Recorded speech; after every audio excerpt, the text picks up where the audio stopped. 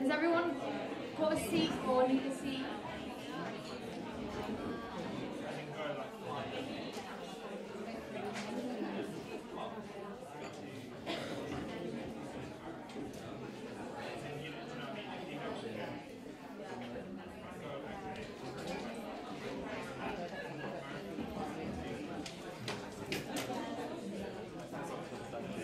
Okay, I think we're going to make a start because I realise time is ticking on a little bit.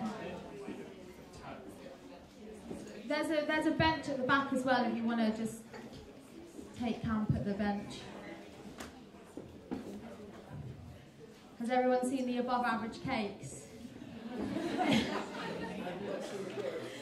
Oh, they're there. You can get them in there. Well, a very warm welcome, everyone.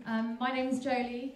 I work on the education team as the curator of schools and young people here at the Photographers Gallery.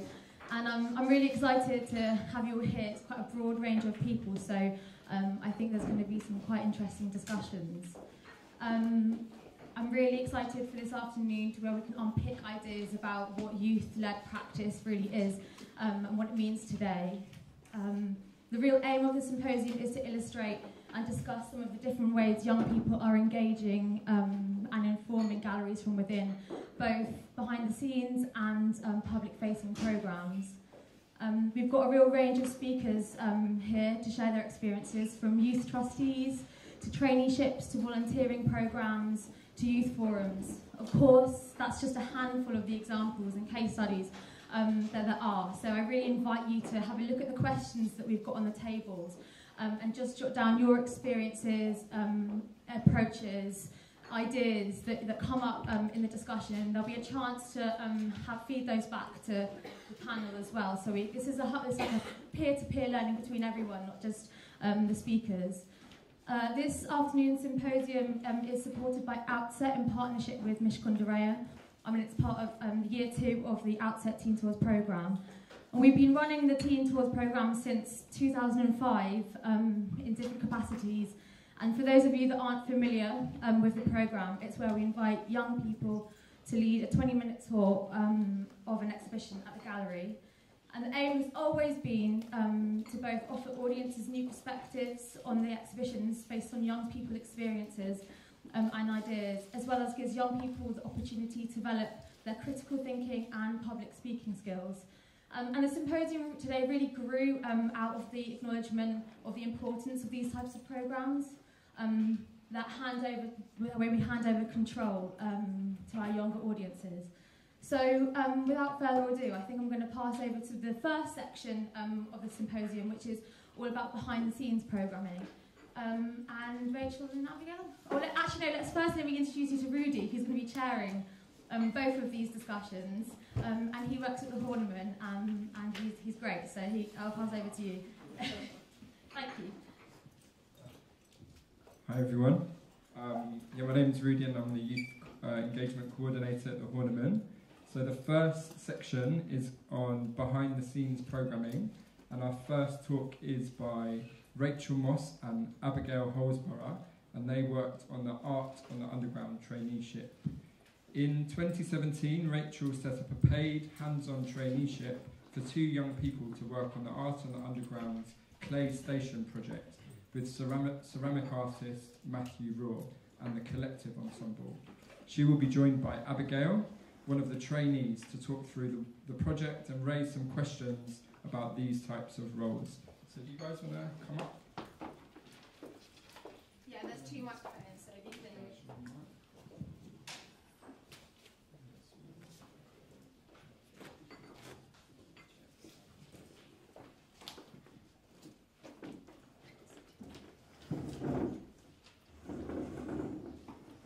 Hi everybody. This is great. What a brilliant turnout. This is excellent. Okay. So my name's Rachel Moss. I've already kind of had an introduction, but I worked at the National Portrait Gallery for about 9 years running young people's programmes. Really excited to see one of my old youth forum members here today. Good. It's exciting. And I'm now freelance. One of the organisations I work with quite a lot are Art in the Underground. I'm really pleased that Abigail has joined us today, Abigail Holsborough. We met in 2017 when we worked together on the PlayStation traineeship. We're going to talk a bit about the programme. I'm going to talk a bit about the parameters, evaluation, what we learnt, but I'm going to ask Abigail to feed in from her perspective, what worked, what didn't work, as we kind of go through. And at the end, if it's time, I'd like to raise a few questions about organisations running traineeships, internships, some of which sort of relate to the questions that are on the table as well. So the Clay Station project was a paid traineeship. It was London Living Wage plus travel. And we recruited 2 trainees to work with us for 2 to 3 months as hands-on makers. I'll explain a bit more about what that is. This is a slightly unusual example of a traineeship, maybe. You probably know a lot of traineeships, apprenticeships out there, but our 2 trainees got to work with ceramic artist Matthew Raw and the Collective Ensemble, who you might know from winning the Turner Prize. They're based not very far from Bermondsey, aren't they? Yeah. And we worked in partnership with Create Jobs. I think Create Jobs are here today, aren't they? Yeah. Brilliant. Woo! I'm going to big you up later because it's brilliant working with Create Jobs. And this was part of what was called Underline, Art and Music for the Victoria Line, which was a ginormous kind of project of artists working up and down the Victoria Line. And I didn't really explain what Art on the Underground is, but most of you probably know, but Art on the Underground is literally kind of what it says. So we have Art on the Underground has big commission sites, but also at Gloucester Road, Brixton, and Gloucester Road, Brixton, and Southwark Tube Station. But they also invite artists to do commissions, either in tube stations or along tube stations, along particular lines. So this was Underline, Art and Music for the Victoria Line, so the focus was on the Victoria Line, and Assemble apparently rode up and down in the train drivers, with the train drivers, trying to decide what they wanted to do, and they identified a disused kiosk outside of Seven Sisters station. So, for recruitment, we advertised at the time that we were particularly interested in individuals who were from backgrounds underrepresented in the arts sector and who were looking for alternatives to studying at university. We had 22 applicants, and we did a kind of evaluation of the demographic. We actually got quite a good diversity targeted in our recruitment. 18 of those came to open sessions with myself and artist Matthew Raw, where we did some practical tasks to see how people work together, how they liked clay. So, for example, in the picture you can see everybody was given an emotion and an object. So this was a vain shoe, and everybody got 10 minutes to make something, because Matthew was very keen to see that people enjoyed working with clay. They didn't have to have lots of technical skills, but it was very important that they loved clay, because this was a project all about clay. We interviewed 5 people, myself and Scott Burrell from Create Jobs. Abigail and Anthony was appointed.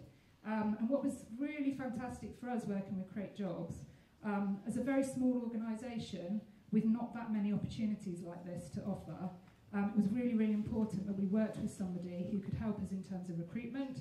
In fact, you guys were brilliant, Create Jobs, because you helped us in terms of paying the young people, because Art the Underground is part of Transport for London, and just filling out a supplier form can take you about a week to get your money back. So really, really important. But also, the most important thing was that they provided the support after the traineeship, so that unsuccessful candidates had other opportunities, or were given mentors, or were able to take part in some of your other programmes, which I think was really vital. So Abigail, I'd like to just pause for a minute and ask you, why did you apply for the role, and what were you hoping to get out of it? I think for me, like, I'd never worked with clay before in my life, really, besides like Play-Doh and art in school. So I just wanted to try something different. I kind of, at the time, like, I wanted to get into art, but I didn't feel able to call myself an artist or like consider what I did as art. So I think even in the interview, I said like, yeah, I just want to learn. I just want to meet people who are doing what I think is really cool. And I knew about Assemble. I knew they were really great. So yeah, that's what I thought. We actually found we got a lot of positive feedback from running the open sessions, as well as, you know, I know quite a lot of organisations do this anyway, certainly working Create Jobs. I know that places do this, but not just having formal interviews, but having a chance to kind of come and hang out and find out a bit more about who you might be working with, and to do activities. We got quite a lot of positive feedback, which is great. So the programme itself involved an induction to clay making. As Abigail said, she wasn't a clay expert, but she loved the idea of working with clay, and Matthew definitely spotted that in the open session, that Abigail was really into the clay. So practical skills development, team working. This was a project where there was a team of people working together regularly. It was very important that they were able to work as a team. The hands-on making took place in Assemble Studio, supporting on the production of bespoke clay tiles. So you can see here Abigail is making a clay tile. Every single clay tile is individual for this project. We'll show you the outcome at the end. So Abigail's been able to go and say, that's my tile, various tiles. Very kind of labour intensive, really beautiful production. So that was 2 days a week. 1 day a week was a research day, mentoring time. So I was the mentor. We were also so we were going on visits, research visits. Abigail and Andy kept learning diaries. We were doing CV support, thinking about employability, you know, after the project, because it's quite a short project. And then at the end, the trainees had a day where they could create their own ceramic tiles. So using the skills to feed into the actual project that is now at Seven Sisters, but also to produce something that they wanted to produce themselves using the skills that they'd learnt. The project was actually extended, which was great because it was going really well. Abigail and Anthony could produce, you know, really beautiful tiles really quickly. We needed additional tiles, so they were able to stay on. So that was great for everybody.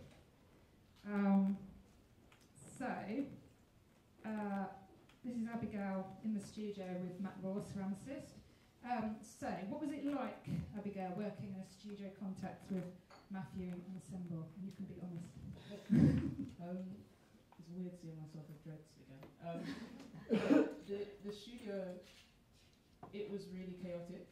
Assemble had just moved in, I think a month before we got there, so like they were building the toilets around us as we were there. They had just got a commission from Goldsmiths to do their new gallery that's opened last year. So they were literally like forklifting in sheets of a wall that were going to, like, it was just a lot of chaos.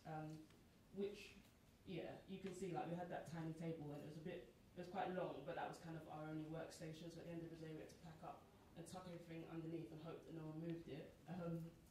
So So yeah, it was chaos, but it was fun, and we got to know a lot of the guys from Assemble. I think there's 12 of them in total, and every day they have lunch. Well, most days they have lunch together. Like one person from the team will cook for everyone else, and they invited us in to have lunch with them, and like we just talk about everything from Brexit to like what they watched on the telly yesterday, which was really nice, just because we felt kind of part of their community. So yeah. Brilliant. And there was studios as well, weren't there? So sometimes you met other workers. Yeah. So arts workers. I think it's called like Sugar House Studios. They were like recording studios upstairs. We met Stylo G one day, which was weird. And then round the back, so there was a door on the right, there were all of these furniture makers, and I really like wood, and I just ended up chatting to those guys a couple of times, and they let us come into their studios, see what they were working on, and I think underneath one of them was like a disused pool. This used to be a public swimming pool, so they still had like the old clock and all of that, which was really cool. So what went well for the artists, and I suppose artists and art on the underground? The tile production exceeded targets because it went so smoothly, and they were ahead of schedule. And one thing we discussed quite a lot was the right amount of time, because I was approached to set up the traineeship. We need people kind of now. If we'd been able to start kind of earlier, I think we could have extended the project. This is just to say, this is the first time that Art on the Underground had run a traineeship, and they brought me in because I'd run traineeships in other places. Art on the Underground are thinking about where they could maybe do traineeships on future projects where there's a lot of kind of hands-on making that needs to be done in a kind of collaborative way. But we did talk quite a lot about the time frame, what would work best for everybody. These are just some of the quotes from some of the artists. So this was Matthew Raw, but also Assemble. I won't read them out, I think you can probably read them. But really just, for them it was the first time Assemble had worked with trainees as well, which is interesting because they are such a collective kind of group of people. If you don't know Assemble, Press later.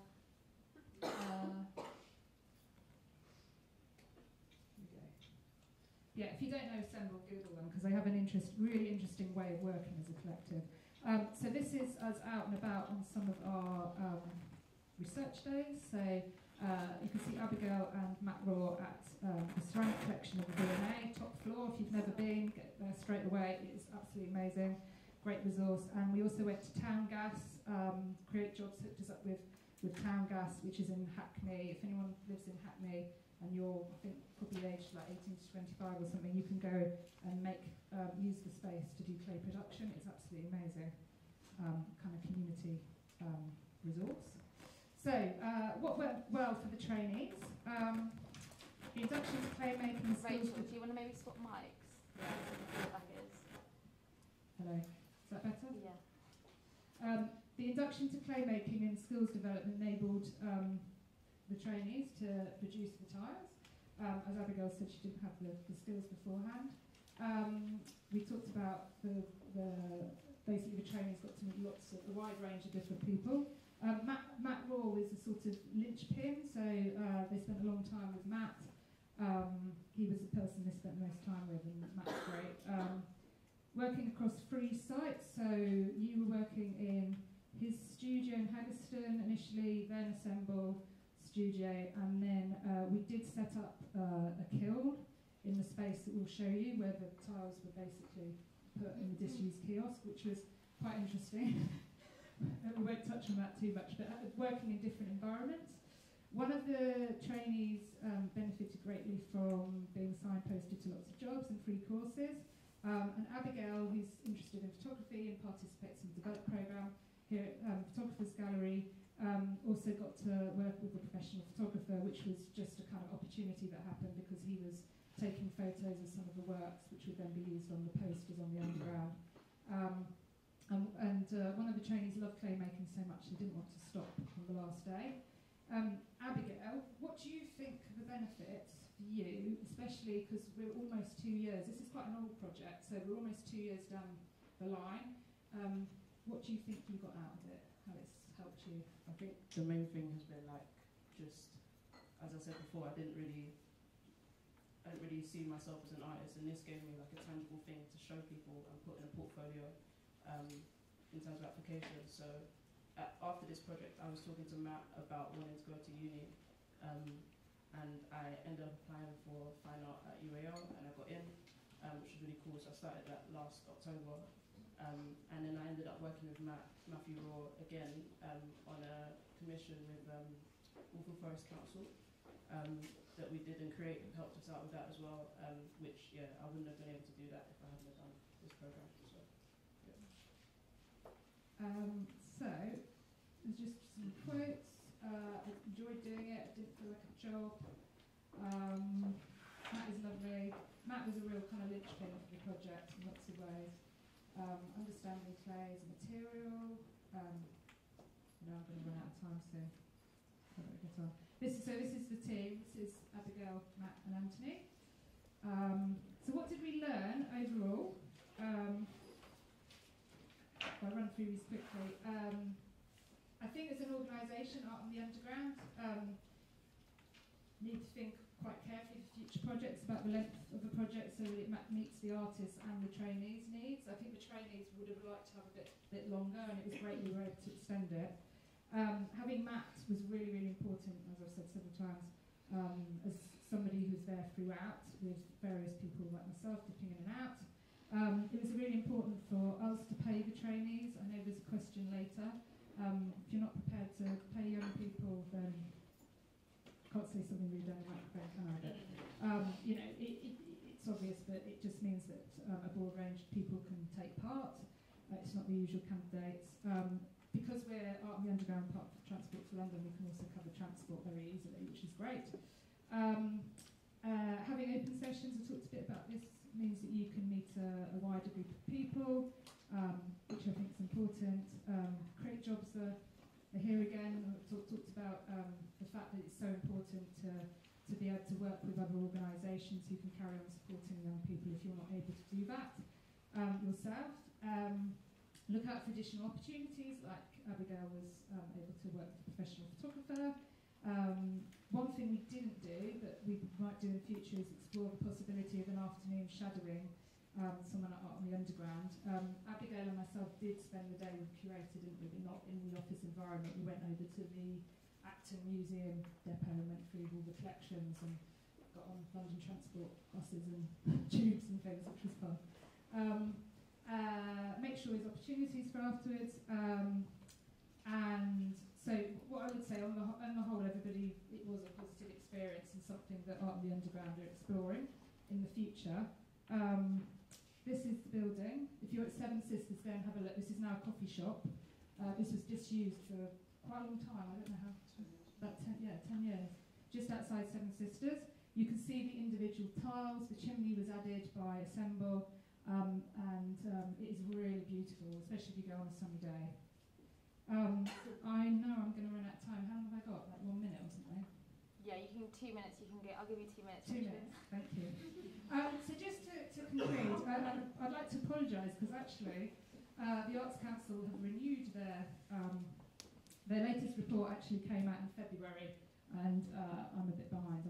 So I just realised my slides are out of date. But so basically, this is great. Actually, this is sort of this contradicts what I was going to say, because I'm looking around the room and I'm seeing a relatively diverse group in here, which is brilliant, because I often get asked, why are you interested? Basically, I'm white, I'm middle class, I'm a cis woman, I'm able-bodied, I look around museums and galleries, I've been doing this for 20 years, I even worked in a department once where we all looked almost identical. But I think, we're making a start, and I know the Arts Council are making a start, and we've got this equality, diversity and creative case that they're monitoring who's working in museums or national portfolio organisations, and trying to look at not just the AME, but gender, disability, all sorts of things. But I just think, we have a responsibility to think about changing the demographic of the arts sector workforce to be more representative of society, so that people are keen to come in, not just to work, but actually to walk through our doors as visitors. And if we're not prepared to do that, if it's the same old people that look like me in museums and galleries, then I think we've got a problem.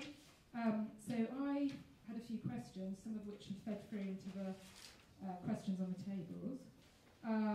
Because what I would say is that on the whole, I mean, Abigail and I have stayed in touch because we get on, we kind of hang out and have coffees and whatever and touch base, which is great because I think the traineeship was pretty successful. But I have been setting up other traineeships and internships in other places and then having conversations with the trainees afterwards. And these are questions here that I think, you know, we really need to think about as institutions. I'm slightly weird because I'm a freelancer, so I sit in lots of different institutions, but I still feel that I have a responsibility being employed by those institutions. So these are some of the questions which I'm hoping we can pick up on. I probably haven't got time to read through them, have I? No. But some of those are there. But yeah, these are some of the conversations I've been having with Abigail and other people that I'm mentoring. And this is me and Abigail. I'm around, I can stay till 5:30 now, which is great. So I'm here till 5:30. But if anybody wants to ask me something and I'm not around, please do get in touch. You're with Abigail. We're more than happy to chat about stuff. And please do ask us questions when we get to the panel discussion. Thank you.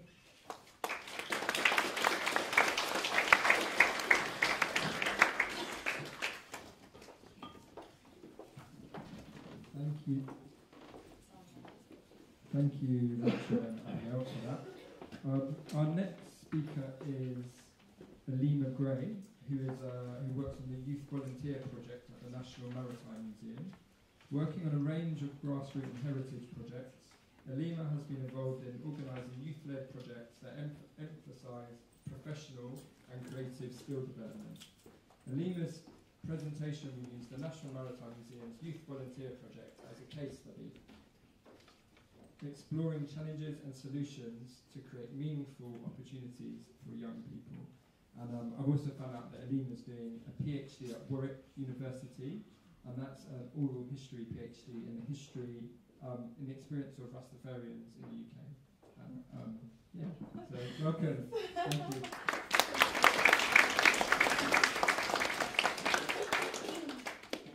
Hello everyone, thanks for the introduction, and thank you to the Photography Gallery for organising this event. My name is Amelia and I am coming from the National Maritime Museum, which is based in Greenwich. And I'm going to just talk a little bit about our young volunteer projects, and a little bit about our youth programme at the National Maritime Museum and some of the challenges, some of the different ways that we engage with young people. Before I start, I think it's nice to just give a little bit of introduction about myself. Like many people in the industry wear very different hats. There's a lot of people as artists, actors, dancers, so forth.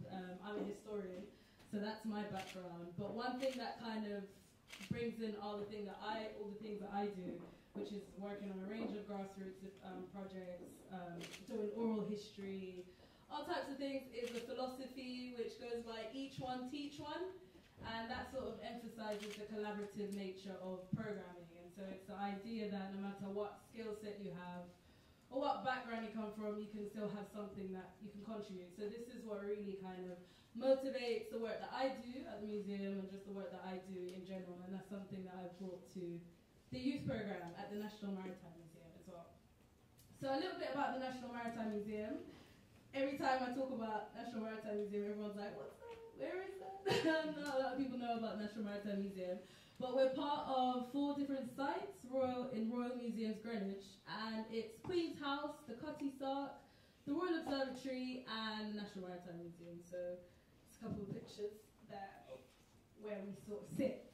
I think when talking about sort of programming for young people, it's important to identify challenges. I go to a lot of these different events and I see different people presenting from galleries and photography studios and so forth. And then I'm always kind of like, oh wow, that's really interesting, but how can this be applied to the museum that I'm working on? So I think when talking about projects and programs, it's really important to identify what are our challenges, because I think it does vary from each institution. So in terms of the National Maritime Museum, I think a huge challenge is the theme of the museum. If I was to ask the question, what does maritime mean? I'm sure, I didn't know what it meant. I'm not going to assume other people's language. But yeah, I didn't know what maritime meant I think that in itself is a barrier. But on top of that, with deconstructing what maritime means as well, it's also doing with a lot of heavily loaded, traumatic, political, sensitive histories around migration, trade, identity, and so forth. And it's quite heavy topics to sort of conjure in a flyer for a project. So that is a barrier. So we're working towards deconstructing what maritime means and trying to make sure that we're speaking to a broad range of different audiences. Similarly, the location is in Greenwich. Anyone from South London would understand how disconnected South London is. I was saying earlier to Rudy, if you're from Brixton and you live in Greenwich, it takes about an hour to get there. So the location of Greenwich is a barrier for us because we do recognize that not only are young people not going to travel to learn about maritime histories, but also they're not going to travel to Greenwich unless they live in Greenwich. So that is also a barrier for us as well. And then also the scale of the sites that we work across. So it's a really strange setup in a sense because we're part of one museum, which is Royal Museums Greenwich, but technically we're not. We're actually different museums all working together, which presents barriers in terms of the scale, in terms of when I put on a project, it's not just a case of me putting it on social media and that's it, but it's actually me going through various different departments and getting them to sign off and so forth. And each department has a different agenda, and particularly with the Royal Museums Greenwich, with most museums actually, I think there is a commercial focus, which means that if you're not bringing in money, then they're not going to see young people as a priority. So it is a challenge every day. So with these challenges, we've identified with working with young people, we've identified these sort of key things, which I guess can be summarized in creating this sort of idea of a program that kind of focuses on multiple voices. So we've identified that we need to be responsive to young people, we need to be relevant, and we need to be inclusive, particularly dealing with working in the areas. Greenwich, there's, like most areas in London, there's two sides. There's the Greenwich that's the touristic Greenwich, that's, paid to, you have to pay to go to Cutty Sark, and it's like Royal Park and so forth. But then you also have the Greenwich that people don't talk about, areas such as Thamesmead and Woolwich, which has high social housing and so forth. So it's about how can we respond to that, and especially with the cuts that's been happening to the youth sector, it's almost like museums now have to fill that void, which is a shame, to say the least. So in terms of the Young Volunteers Project, this was originally a model that was sort of inspired by the London Transport Museum, their model of a Young Volunteer Project. And we did a lot of research around, okay, cool, so we're working with young people in the area. And we did some kind of interviews, and not interviews, but like conversations in local schools. And we've identified some of these things as what young people are looking for. And it's social experience, peer learning, support with volunteer role from a named coordinator, opportunity to learn new skills, get an experience, to feel part of the community, to contribute ideas, and then also like flexible opportunities. So the Young Volunteer Project kind of tries to represent that. So bearing in mind all our challenges that we face as a museum, and then also all the things that's happening outside of our control, the cuts and so forth, and then also paying attention in terms of seeing young people not just as participants to tick a box, but also thinking about it more as a each one teach one, as an exchange. And through that, the development has kind of moved away from an idea of work experience in terms of something that you put in your CV, but actually confidence building and deconstructing what that means a little bit. So the Young Volunteer Projects, the way how they work at the National Maritime Museum, they're more kind of like short-term and intensive-based projects that occur during half-term, and it's aimed at young people 15 to 18. And the whole idea is to kind of use the museum as a resource. So, and it's also about creatively responding to our stories on our collection. So it's not just about come to the museum to learn about maritime history, and then you tick a box, and then you go away and you have something to put on your CV. But it's actually focusing on a skill, Sometimes it could be a music project, it could be a podcast project, it could be a dance project, but it's basically going around the museum, creatively responding in an artistic way. So through that, we're able to engage people that perhaps wouldn't have seen themselves as historians or interested in maritime history, and we're able to sort of focus on this process of upskilling and volunteering as well. So it's trying to like kind of make it a little bit more flexible in terms of volunteer opportunities. Our application process is completely open. I hear a lot of the time when people talk about volunteering, people use the word recruitment. I want to kind of move away from the idea of recruiting because it's volunteering, and unfortunately we're not paying young people, so it does change the dynamics of these projects, but it also means that there's more of an emphasis on skills and trying to make sure that we're equipping young people in these short, intensive projects with the skills that they need. So it's an open application process, but it is capped at 50 young people per project.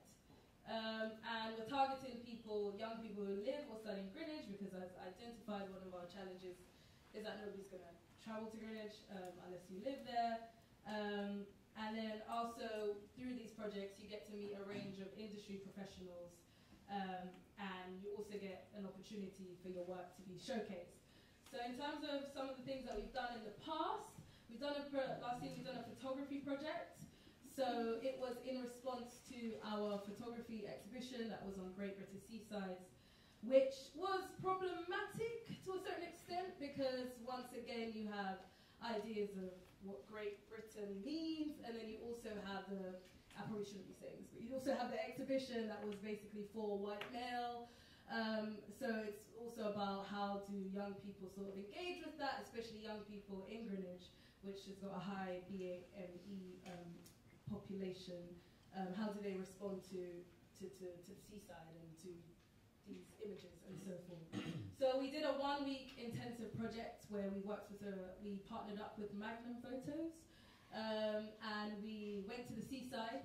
We took our own photographs, and we were really looking at conceptions of home. And then as a part of that as well, they got their work to be showcased. So this is one of the pictures that one young person took. They also captioned it. This one, as you can see, it says, "Even though the world looks peaceful, on the outside there will still be internal corruption." So he took this photo we were supposed to take photos by the sea, and then we ended up having photos that had nothing to do with the seaside. But very much still interesting and shows youth responses. And as a part of that as well, they showcase their work to members of the community, and also spoke about their experiences as well. I think this is a very important aspect of projects and doing projects, having an opportunity to showcase your work so that it feeds back in the internal to the internal team, but also to the members of the community, so that we're harnessing this multiple voice perspective as well. Another project that we did last year, we teamed up with a studio in North London, Skepta's Studio, which was a really interesting project. So Skepta's got like a free studio space for young people, any musicians in the crowd. I would definitely say check them out, because they do support young people a lot. So we teamed up with Skepta's Studio. We basically trained up young people to go into the galleries to respond to the galleries with a song of some sort, and then basically that turned into the Maritime Mixtape. I was hoping to play a little bit today, but the setup didn't really work, but yeah. As a part of that project, I thought I would draw out a little kind of example of the things that I mean about creating more of an exchange, moving from seeing young people as participants, but actually like contributors, consultants almost, to the way in which we program at the museum. So this is an image of Nelson Navy, and then this is an image of Billy Walters. These are two paintings that are featured in the same gallery, and there was two young people that kind of developed an argument. They were supposed to create a song, but they developed a heated debate over one young person wanted to speak about Nelson as a hero, and then another young person said, well, he's not a hero, he's a colonizer, so forth. And they wanted to do their song about Billy Walters, who was a singer on the ship and sort of worked his way up to be like the best servant on the ship. So she wanted to bring about these history from below stories. But I thought that was quite interesting in terms of how we engage with this sort of these legacies of imperialism, of colonization, and how that sort of can be translated in an artistic way. So they ended up creating 2 different songs, one about Billy causing a revolution, and another one about being a hero. So it's not necessarily about, there's no right or wrong, but it's about how you creatively respond to these loaded and difficult topics oftentimes. So yeah, I had a song that I was going to play, which was a little snippet of the song that they created. Sing it. I'm not singing it. But it's on our website. I mean, it will be on our website in like 2 weeks' time. Once again, the scale of the museum, it takes a long time for things to be uploaded online. But yeah, so as an outcome of that project, they created the Maritime Mixtape. This mixtape has been played in the galleries, it's been played in our teachers' forum events, and it kind of remains as a permanent legacy, not only as a way that the young people were being upskilled, but also as a way to actually tell us more about how young people feel about some of the things that were presented in the gallery, if it's problematic, how can we do better to make sure that these spaces are a little bit more inclusive. So it's a learning experience for both of us. Each one, teach one, as I said. So we have all these amazing projects. Those are just 2 examples of some of the young volunteer projects that we've done in the past. But we've had many more that I would love to speak about, but I haven't got time. But a thing that I'm always sort of interested in, kind of like, I don't know, bearing in mind is, okay, so you do this amazing project and you've been upskilled, now you've developed your music skills or you've photography skills or whatever it may be, whatever the skill of that project may be, but then what next? And so I guess this is where the volunteering aspect, the sort of professional aspect comes into play, which is really focused on, you know, dedicating, during these projects, dedicating the time to actually provide help in terms of your CV, in terms of learning how you get involved in the job sector, if you're interested in being a musician or interested in working in museums or cultural and arts and heritage sector. I think that's really important to have an opportunity during these projects to sort of have open these honest conversations about how we get involved. And that sort of leads on to life histories being embedded in freelance support. So when you do ask a freelancer to deliver something, to kind of say to them, to talk about, like, for instance, the musicians that were involved in the music project, they spoke a little bit about how they became a musician and how they made it, and having, you know, opening that sort of space for feedback and sharing is really, really important, but also legacies of the work. So trying to make sure that it's not just we tick the box and that's it, but also where does that sit now? Where do we take that? What's next? Is it going to be an online visual? Is it going to be, is it going to be a performance? What is it going to be that's going to make sure that the work that's being carried out is being fed back? And then also signposting to other opportunities. So after the project, having the youth mailing list, signposting people. Sometimes because of the work capacity of myself, I can't give as much help as I would like to, but, you know, creating those little outlets for people to understand, you know, I'm interested in doing my placement or paid opportunities, and just making it very transparent. Transparency is key. So as in terms of the outcomes of the Young Volunteer projects that we do at the museum, it's 3 of the outcomes is participating in cultural activities in a fun way, and you developing your creative skills, and then you also gaining professional experience in the creative and cultural industries for future progression. 3 things that I have learned. Language is very important in terms of whether it's marketing or whether it's, like, as I was saying, instead of saying recruitment, kind of really thinking about the languages that we're using. Volunteering, is it volunteering, is it upskilling, which one? Doing the research to go out there and actually speaking to young people and seeing what sort of language they respond to, nurturing, listening and sharing, having opportunities to harness those collective sharings, reflections and so forth, because that's what helps me to understand what to do next and how to go about that. Kind of moving, kind of having this kind of oscillating between informal and formal learning as well, and learning the ways how we can deconstruct that a little bit, and sort of, kind of deconstruct the learning environment and seeing that learning doesn't just exist in schools, but also learning it's here. This is a learning environment. You know? So yeah, so those are the 3 things that I've learned. And then 3 things for organisations to consider.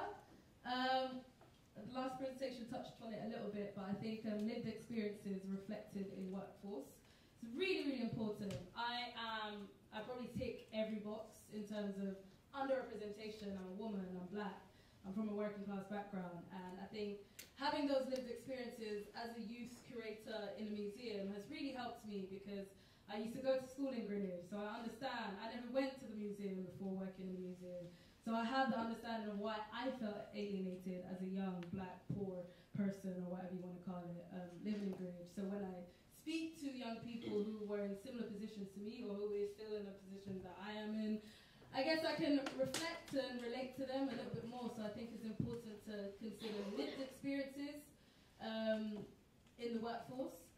Also casual / part-time paid opportunities for young people. I know that is a question that's coming up, but I think it's important to pay young people. And moving from, as I've been saying, moving from seeing them as participants to consultants, so that moving from this classroom approach and actually start to see like how the symposium has been organised, peer and each one teach one. I kind of whistled like through that because I've been a little bit nervous at the time, but yeah, that's it. So thank you.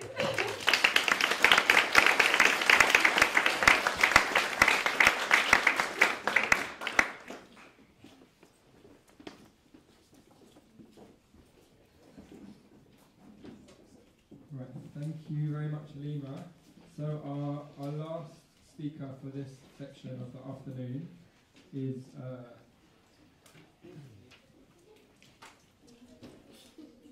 Rio Blake. Rio has been involved with the Photographers Gallery Youth Outreach Programme since she was 17.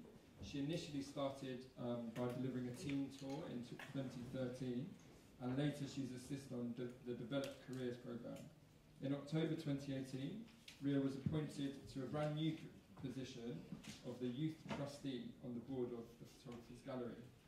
She will be discussing her experience as a Youth Trustee and what the role entails. And Rio is also a photographer. Waiting for a slideshow to come up. Here we go. Thank you. Hey guys. So yeah, my name is Rio Blake. I'm a freelance photographer based in London. I've been with the gallery since I was 17 on the Developed Outreach Programmes. I mainly started with the Teen Talks programme when I was 17. It was quite awful, you've probably seen it on the website. It was a really good opportunity. I felt like that's really what's kept me in the loop with the photographic industry and this gallery as a whole. It's kind of started from there, and I kept the relationship going with a lot of people from this gallery, which I've really liked and benefited from. Yeah, the years have gone on, and I was invited to become a youth trustee. So yeah, basically my role as a youth trustee is a bit of a long-winded one to explain. But what it really entails is representing young people on the board and making sure the gallery stays in line with young people's ideas and young people's what they need, and making sure that we keep up with it. Yeah, so basically a bit of background of the role. The Photographers Gallery is a charity, and charities have a certain aim for people they set out to benefit. The role of trustee board is to check the executive and making sure we meet those aims and we stay in the criteria. Trustee boards are new to the idea of having a youth trustee, and the Photographers Gallery is really the first gallery to pioneer this and take it on board. I think a lot of other galleries are also starting the same thing, so we've got the Tate, I think we've just asked for someone. I think it's really important to have diversity within the board, and really important to make sure that people's views are all heard and represented. Especially because the people who visit the gallery in particular, they are basically all your age. Like 18 to 25 is the main age range of people who come and visit this gallery. So we need to be able to represent them all.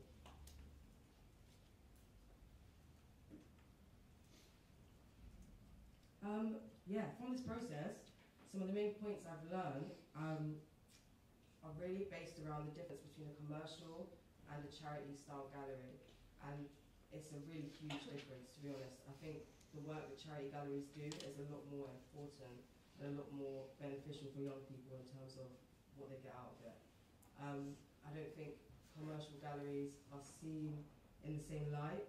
For me personally, I don't think they're seen in the same light, especially now I know about how much work goes into the Children's Gallery and how much it takes to run it and everything that goes on behind the scenes. So yeah, these are all just my photos, by the way. Yeah. So I think 3 things that galleries should consider when choosing the role of Youth Trustee is about picking your candidates wisely. This role is unpaid. They can't pay you. As a trustee, your job is to just check the executive and make sure everything's in line. So you have to have a real passion for it. If you want to get into it, you've got to know you want to get into it and stick to your runs, basically. You've got to make sure you're able to put your point across clearly and also hear everyone else's point of view. The opinions that go on in some board meetings get heated, and you've got to be able to just deal with it, and yeah. Also, explain the role properly. I think it's quite a shrouded role and not many people really know what you're actually doing. Like, you're basically just there to guide and support the gallery. You're not really making decisions on down to earth things that are going on every day. You're literally there to support and guide and make sure we're staying in line with what the charity's aims are.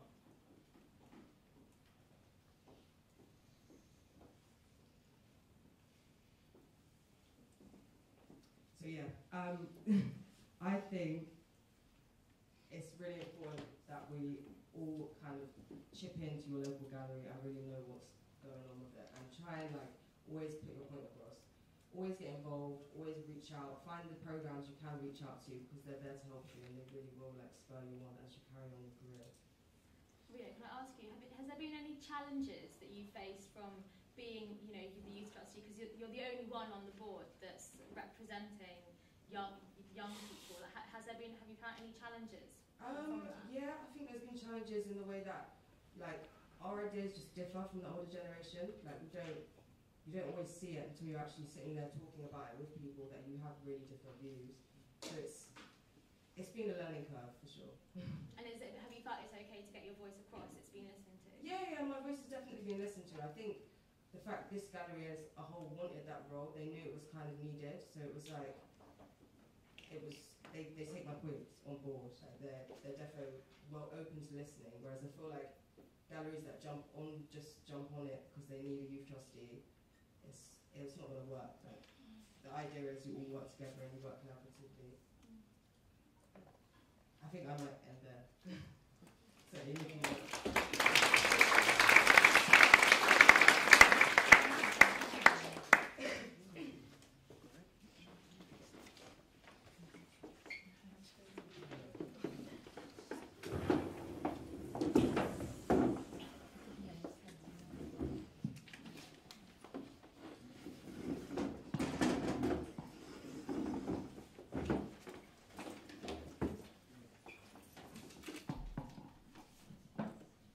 Hey, thank you, Ria. That was fantastic. And thank you to all the speakers. So now we're entering into the discussion part of the first section of the afternoon. So I got cough. Does anyone have any questions? Okay, I thought that might happen, so we prepared some. The first question, which is open to everyone, how can organisations ensure that behind-the-scenes roles for young people are not tokenistic? So how can we ensure that it's a fulfilling experience for the young people and we're not just getting young people in to tick boxes? Does anyone want to start on that?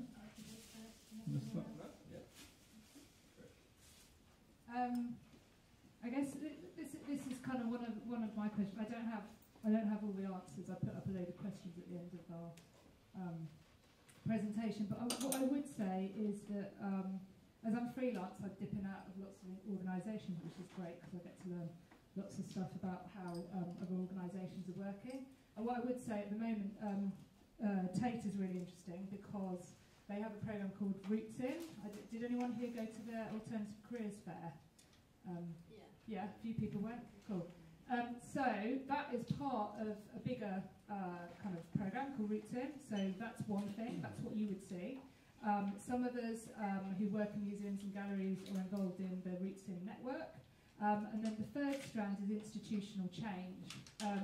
So an organisation, you know, like Tate, which is kind of 4 sites and massive and got loads of staff, is starting to think about, you know, how young people can actually feed into making a difference to the institution. And I think this is something that organisations of all scale can kind of learn from. And I know that they have just recruited somebody that I know who's going to be an apprenticeship coordinator sitting in HR. So they're planning to do presumably lots of apprenticeships across. So I think organisations need to make sure that they're thinking about institutional change. A lot of the programmes that are offered for interns or trainees are kind of one in, one out thing that I have a bit of a problem with. So, you know, you're here and you're here for a year, great, bye. You know, what happens next? And I think there are quite a lot of internships and traineeships, and that might be great and might provide skills and things that are useful. But there seems to be a gap then between the next steps, and maybe there are assistant roles in places, that there are people coming with tons of qualifications. Places are just starting to maybe not say you need to have an MA, which is brilliant, because do you need an MA for a lot of these jobs? Probably not. So I think often things like the traineeships and interns fall to the learning department, and it needs to be institution-wide, basically. I'm aware I'm hogging the microphone, but yeah, I think to make sure that these aren't tokenistic, there needs to be a legacy. Quite a few people talked about a legacy and it feeding through to other areas of the institution and not just sitting within learning. And Alima, you spoke about that you thought it was really important for people to be paid for their work. Are you finding that the management at the National Maritime Museum are open to that sort of? No. To say the least, no, they're not. I think it's down to me. A lot of the ways that I bypass that is through just like doing one-off opportunities to pay, like to help assist for Saturday Art Club or for one-day freelance work for one of our volunteer projects or so forth. But in terms of having that consistent sort of security, I guess. To go through that requires a lot of bureaucratic, a lot of loopholing, a lot of going through various different departments. And when there's only one person that's waving the flag, you know, you have to also be conscious of burning yourself out as an individual. So yeah, it's in terms of where I work, it's not as easy as, okay, here's a job. It's a whole sort of process, which I guess a lot of people on the outside, they don't see the amount of work that goes behind, like one person getting a job and getting on finance and so forth. It's a bit. Do you find that you're having to like build relationships, like kind of finding the people to build relationships within the organisation and be really supportive? Yeah, exactly. I think it's similar to what you were saying, is that it really needs to be, I think with museums, I'm not sure with other people who work in museums and galleries, but it seems like it's just like the fire sits in the learning department, and they're kind of waving the flag of opportunities for young people or community groups or so forth. And then when you step outside of the learning team, it becomes like there's a barrier there, and you're trying to do your job, but also fighting internally. And we're trying to show people the importance of young people in galleries, the importance of different people in a gallery, period. And trying to do that and trying to also deliver is... It's like two separate jobs. Yeah, exactly, Like exactly, yeah. Thank you. And how important was it for you to be able to get paid on your traineeship, and was that a big part in why you took it? Yeah, it was a very big part. I needed a job. You can't survive. I pay rent. You can't survive without having money. And I think a lot of museums like kind of dismiss the fact that young people have lives and we need to pay for things. And exposure doesn't pay for anything, really. Yeah. No one's really mentioned at London Transport Museum they have the Young Freelancers Programme, which I did after doing this traineeship, and that was amazing because they give you briefs on different stuff across the museum, and you can say yes to things if you like it and no to things if you don't want to do it. but anything you do, you get paid for. And you're set up as a freelancer, and when you finish the program, you can still be a freelancer at London Transport Museum, which is amazing. So yeah, I think more museums should copy that and do that. Brilliant. And Rio, how did you find it going from the Teen Tours program, because now you work as a photographer? Did you find that was really helpful in helping you into actually getting paid work? Not in terms of photography work, but it was really helpful in terms of me at the time being 17, when you wanted to get into a certain industry and you didn't know anything about it, then being able to go through the process and feeling like you have more of an outcome. Like you got to meet a photographer on the Teen Tours program, speak to them, and that hands-on experience and hands-on speaking with people, you learn. So yeah, that helped, and I think the confidence building side of it meant that I could go out and find my own work. Like because it was explaining, which was interesting. It was really interesting. And did you find that it gave you skills of like, I don't know, like networking, or like how to meet people, how to do invoices, and those kind of? It's mainly discussing an exhibition. You do get paid. Well, I don't know if you still do, but you used to get paid. Yeah. So yeah, I'm assuming I must have sent an invoice. Yeah. So yeah, I'm guessing. Yeah. Thank you. Is anyone from the audience any questions? Got a question here.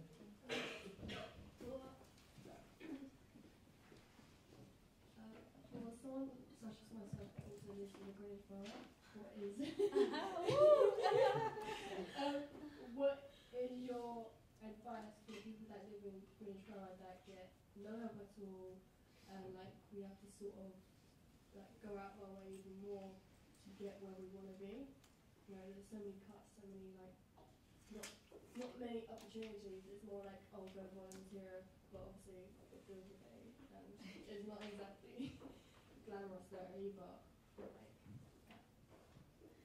That's a really good question. My advice would just to be, when I think of myself at 17 and 18, so a long time ago, no, I'm joking, but when I think about like, you know, those kind of like blocks to your like professional development, and obviously you want to earn money, you want to also learn, there's so many things, I mean, young people are under a lot of pressure. When I was your age, I think, from the experience of being in Greenwich, from the experience of having all these obstacles in your way, you just got to create the things that you want to see if they're not there. So I couldn't find anyone that I could relate to. I didn't have any aunt that was like a manager in an art gallery, or family members or anything like that. So I created it for myself. So I founded the Young Historians Project back in 2014. And that project was trying to create opportunities for young people. And sometimes it's just about being the change that you want to see. It sounds so cliche, but sometimes it's literally just about, there's no idea too big, too small, and you're going to meet a lot of people that says, oh, I think you should do this, I think you should do that. But really, if you have that inner desire or the inner passion to do something, then you should just always know that whatever, if it's not there, if the space isn't there, you got to just create the space.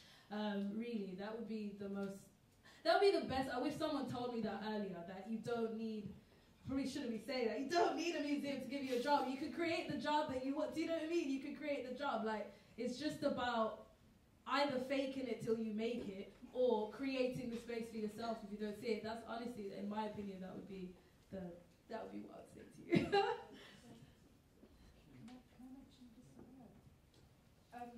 Have you got a mentor at the moment? I did arts emergency for 6 months. Great, okay. Was that useful for you? Or? Yeah, it was really great. Like, I would advise like a lot of people to go ahead and do it. But yeah, again, like, I don't have like a family that's rich or that I can go to like anytime I want. So it's still, I'm going out my way to meet people and all that, and I haven't spent so much travel money on things. And yeah, it's stressful in some way. And like, I think the only way I met my mentor was because I went to university. That was it. If I didn't go to university, then I would have like literally no one like to go to at all. So it's that point of like, what can you do if like you need to get a job, but also you need to use like volunteering roles, we use all these traineeships and stuff, because even so I'm doing stuff with traineeships and like collective producers, like at the end of the day I need some more regular income, and it's more like I can't volunteer my whole life, and like realistically, like it's like for someone where I live, it's kind of more impossible because like there's so much issues there, but like it's I think, you know, I don't have the answers. I just wondered maybe if you had someone you could talk to who might help connect up. And it's great. It sounds like you're already tapped into like Arts Emergency and Create Jobs and Take Collective. I think, you know, I think you made a really good point that actually if you can go out and generate stuff, it's a shame. I think things like Ideas Tap have gone now, have they? That there are funding streams that you can apply for sometimes if you've got an idea for a project. Because one of the things that I noticed is that I hardly meet people from where, like the town I'm from, or the borough that I'm from. It's very rarely that I'll meet someone that I would get so happy, and like, so it's kind of like, even though I have this mentor and I have like fantastic people that I know, it's still having someone that you can relate to where you live that makes things so much easier. You've made a new friend today, I think. Yeah. You guys want to offer any advice on like looking for opportunities? I mean, so yeah, like literally when I was at school, this is even about art stuff, like I wanted to go to Cambridge, that was my plan, and my school was terrible and we had no real like career support. So I ended up going through like every college has a website, and on the website it would say like who's in charge of helping kids get in, who's in charge of admissions, and I emailed all of them. Literally, like the email probably read terribly. It was like, hi, I'm Abigail, I want to do this, please help me. But like maybe I sent 30 emails and 5 people got back with like actual help, and they offered their time, and I met up with them, they sent me books to read, and I was quite shocked at how giving strangers can be with their time.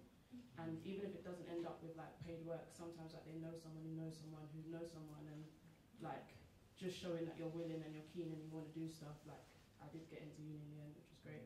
I dropped out, but yeah. So yeah, like I think there's also like you were saying, like the element of making your own opportunities. It doesn't have to be like these big grand like I'm going to start a business and I'm going to blah blah. It could literally be like you and your friend have the same interest in history, and so you're going to call yourselves the like blah blah blah young people's whatever it is, but like you'll be surprised that just putting yourself out there you'll find other young people who want to get involved and organisations who want to get behind you. O2 Think Big, that still exists. You can apply for like I think up to £500 to like put on a youth thing in your community, and there are loads of others, but yeah, create a good trying to think it up. Yeah, I feel like in terms of making opportunities for yourself, I'm a photographer. I've always known I wanted to do photography, and it's really just self-motivation and like you've got to put in the work. If you want to do it and you want to get somewhere, just do it. Just like literally go out, do it, take the photos, put them where you want to see, meet people, talk to them, and just take every opportunity you can. Yeah. Thank you. And yeah, I'll just chip in. I think Abigail's really right about asking for help. Like the other day, I had a young person email me and said she was asking, how do you get a career in museums? And I sent that put that question to the learning department and the wider museum, and I've got loads and loads of emails coming back, people telling me like their career stories, and they were really, really diverse. And I was forwarding them all onto this girl, and I think I kind of inundated her inbox with all these career stories. But she just asked for help, and I was just like, just helped. And so yeah, I think that's really right. Any more questions from the floor? Yep. Thank you all for a really inspiring conversation. My question is directed to you, Rio. It's just amazing that you're a youth trustee. I think the word youth and calling young people can be a little bit weird, especially since we're in the presence of so many young people. But I just wondered what support you've had in terms of your role here and whether you can share that with us. In terms of support for the role, we actually had a trustee training session last week. So it's mainly where we have, I believe she's a lawyer. she's a lawyer specifically around charity law, and she came and gave us all like a talk session, spoke us all through it, really gave us the nitty-gritty details in terms of the law side of what charities can and can't do and what we as trustees become liable for and our responsibility. So that's been the main support, like getting my head around the role. It's something I never thought I'd do or get into. Like it's not my forte. Like I'm a photographer, like through and through. So this was a very different learning experience. But they've really helped and really adjusted me to getting. There's so much to learn that I never thought of, which was great. Yeah, and they've really tried to drill it in as much as they can. So you're a photographer, you're an artist, but you're also developing these amazing leadership skills as well. And does it not make you want to be a leader or director of a museum or gallery? It's not. I guess so. It's really interesting to be a part of like a trustee board. Like I don't know. I feel like I want to lead in my photography. I don't want to lead like a gallery. But I think being in a trustee board, it's opened my eyes to how many other opportunities there will be, and it's something that I know I can now always do, and I know that now I have the skills to always be a trustee. So you never know. Right now, like where I'm at, it's not something I see my future career going into, but you never know. Thank you. Nice to have the option. Yeah. Got a question here. Thank you. This is mainly about the youth trustee role that I was asking, obviously, Chibin. You mentioned. Can you put the mic on? Yeah. You mentioned that you're trying to solve problems based on like the core aims of the gallery. Do you find that you like fully understand those aims, and also like, because when I was working somewhere, I sometimes didn't know if like the intentions behind the aims were like yeah, how they were. But yeah, do you find that you fully understand them, and also do they align with your own aims working here, and or do they sometimes conflict? I think I do understand the aims. I think the way the charity is set out, they have literally like it's almost like a mission statement about the aims, and it's just to benefit people through photography, like teach people about photography, and as photography as an industry and art form, like emphasize that and really like give it its place in society. So I feel like those aims I understand fully, and they do connect with my like being connected with this gallery from such an early age. I know they've benefited me through what they do. So now having that part and playing that role in terms of making sure it keeps benefiting other people, like I think is really a positive. Yeah. Any more questions on the floor? Maybe leading on from that, Alima, do you find that the General Museum's aims are in line with your aims for the youth programme, or no? So is it a challenge, kind of making the museum's aims in line with yours? Yeah, I think the problem is with institutions is that they use very vague, ambiguous languages which can be applied to any context. So I think a lot of the time when I look at mission statements or 4-year plans or 5-year plans, is actually trying to break down what do you actually mean, and what, like, for instance, to say something like communities. What do you mean communities? Who is interpreting that? And I think having a little bit more transparency in the people that are making these mission statements or making these 4-year plans, I find it frustrating sometimes that I feel like museums in general, it's a particular small group of people that create these 4-year plans, these mission statements and so forth, and then the workers have to kind of work around that and interpret it how they see it. And because the language is so ambiguous and vague, it means that not everyone in the museum is on the same page. Some people take communities to mean one thing, some people take it to mean another thing, which means that a lot of the work that you're doing is trying to show them the importance of something, how you've interpreted it. Do you know what I mean? So I think in terms of, and then also what I mentioned earlier, the commercial aspect to museums, the fact that you have, to go to an exhibition, our paid exhibitions is like £15, to see something like the Great British Seaside exhibition. Who organised that? Do you know what I mean? Who had a say in that? So I think trying to find the balance between free events, free opportunities that's actually just focused on upskilling people and creating those meaningful opportunities for young people. A lot of the rest of the museum doesn't really see the importance of that because it doesn't have that commercial value. It's not bringing in any capital in that sense. So I think there needs to. I'm not sure if this is just specifically at Royal Museums Greenwich, but I do think that there needs to be more of a process so that we can inform the mission statements, inform the 4-year plans, and so that it's not just about putting the contracts in front of the workers or the freelancers and saying, okay, this is what you do, but actually having a process of informing the way in which things are being organised so that it's a bottom-up approach, and it's not this top-down approach where, because you just end up burning yourself out, and nobody wants to be burned out, so yeah.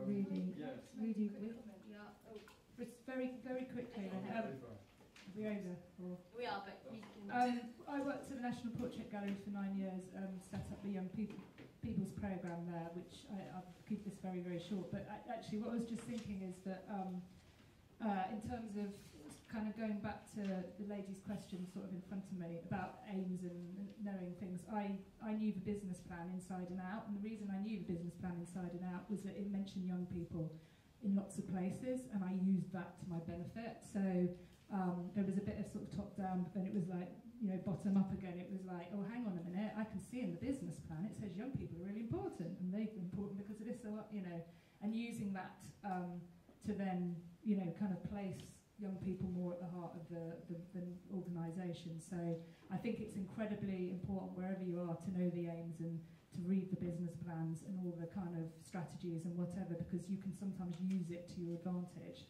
And I was very lucky at the National Portrait Gallery working with Sandy Nerman, who was there because he came up with the idea for my role and was incredibly supportive. But I think, if you can use some of these documents that sometimes sit on shelves and no one wants to read them, you might, if you read them, you might actually be able to use them to your advantage.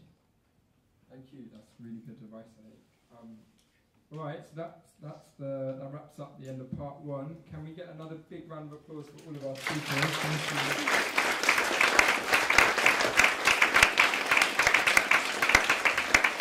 We're going to have a 15-minute break. Yeah. Have yourselves a coffee and tea, and we'll be back in 35. 3 p.m.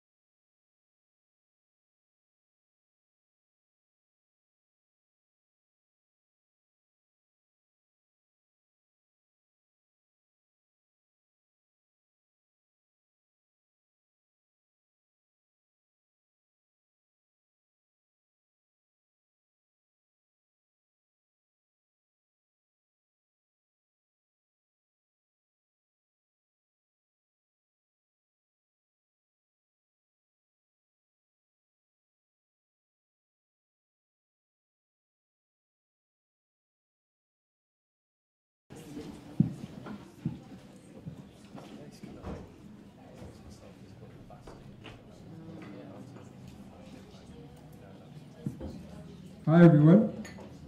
Is everyone refreshed? No? Okay.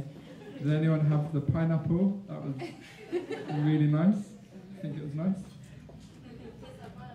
Tastes like pineapple. Tough customer. I love it. Okay. Alright, so now we're moving into the second half of the afternoon. And now we're looking at public-facing programming. So our first speaker, we'd like to welcome Amelia Martin, and she works with the Youth Collective at Camden Arts Centre, where she is the education curator. She will be discussing how the organisation's youth programme supports creative futures. She will consider how a young person's voice can be shared and valued, as well as considering how we can create learning frameworks for young people through artist-led practice. Thanks, Rudy. So I don't really need to introduce it. Thank you, Rudy. So that's what I'm going to be talking about. Is anyone familiar with Camden Arts Centre? Has anyone been before? Oh, brilliant. Cool. So we are a public contemporary art gallery in North London on Finchley Road. And we have a really exciting exhibitions programme. We have up to 4 or 5 exhibitions a year. I work in the education team, and it's a really great organisation because education exhibitions are part of a programming team, so there are these cross-fertilised conversations between things that are happening directly in the exhibitions programme and how we can feed that in to the education and how we respond to that. So I want to talk about artists, and I want to talk about young people and how that bridge might be, or how that gap might be filled in terms of the jump between not being an artist into being an artist, or following a creative pathway. So that's what our youth collective is sort of in response to. So the education at Camden Arts Centre is it's a response to lots of things that are happening within the wider society. So arts being marginalised in schools. I'm sure you're all familiar that arts are seen as a sort of soft skill, which is in fact the complete opposite. It makes me really angry when I read about that or I hear about that in the news. So arts being marginalised in schools, university fees rising, which is also a really big one and makes me angry again. And so our our education programme is hopefully a response and tackles some of those things, and how audiences that we work with are able to identify with the creative industries. So working with artists.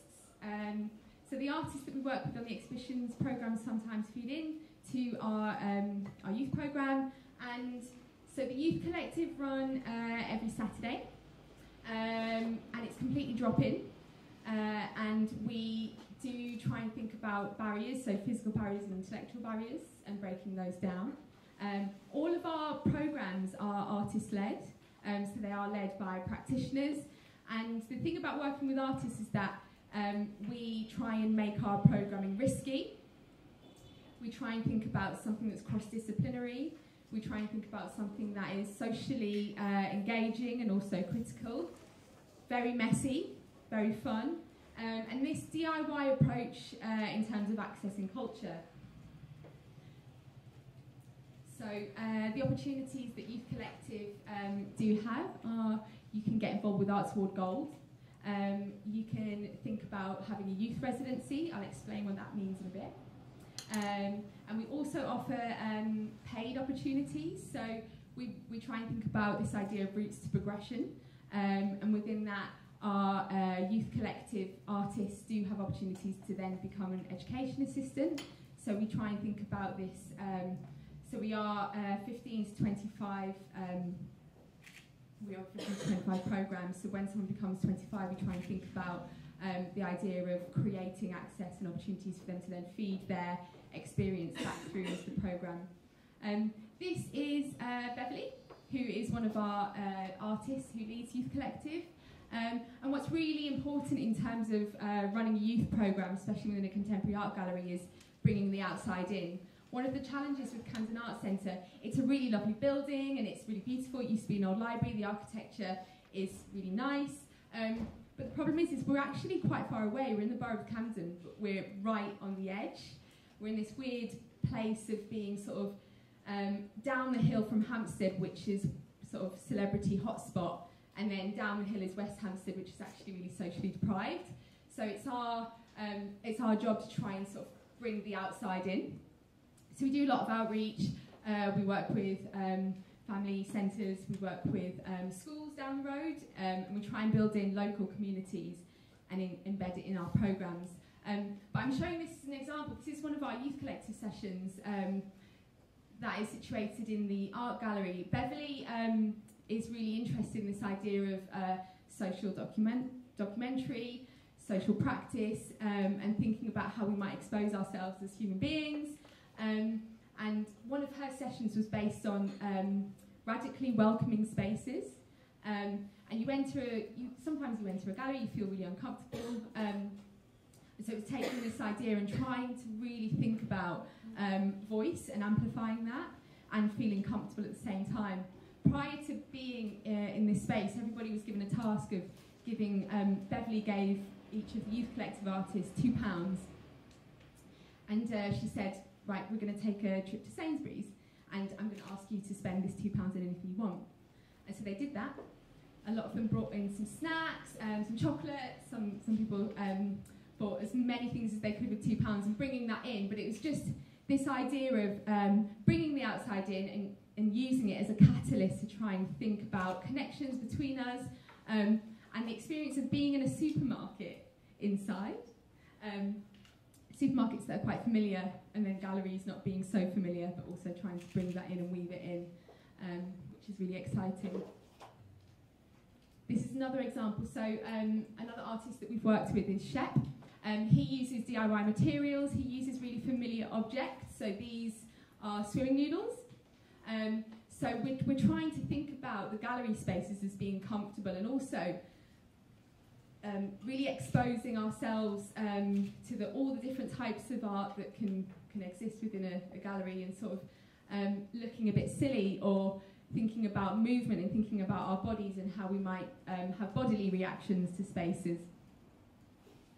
I'm going to cheat a little bit and I'm going to show you a video because I can talk quite a lot, but I wanted to bring some of our... Let's put the speaker on, sorry.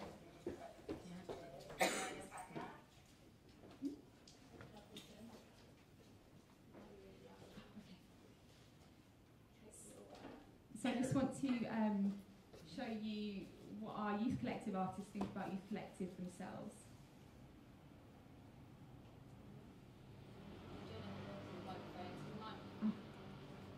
We might be able to hear it from here. I don't know if we will, but we can try. My name is Alex. I'm a first year of sixth form. I'm studying art.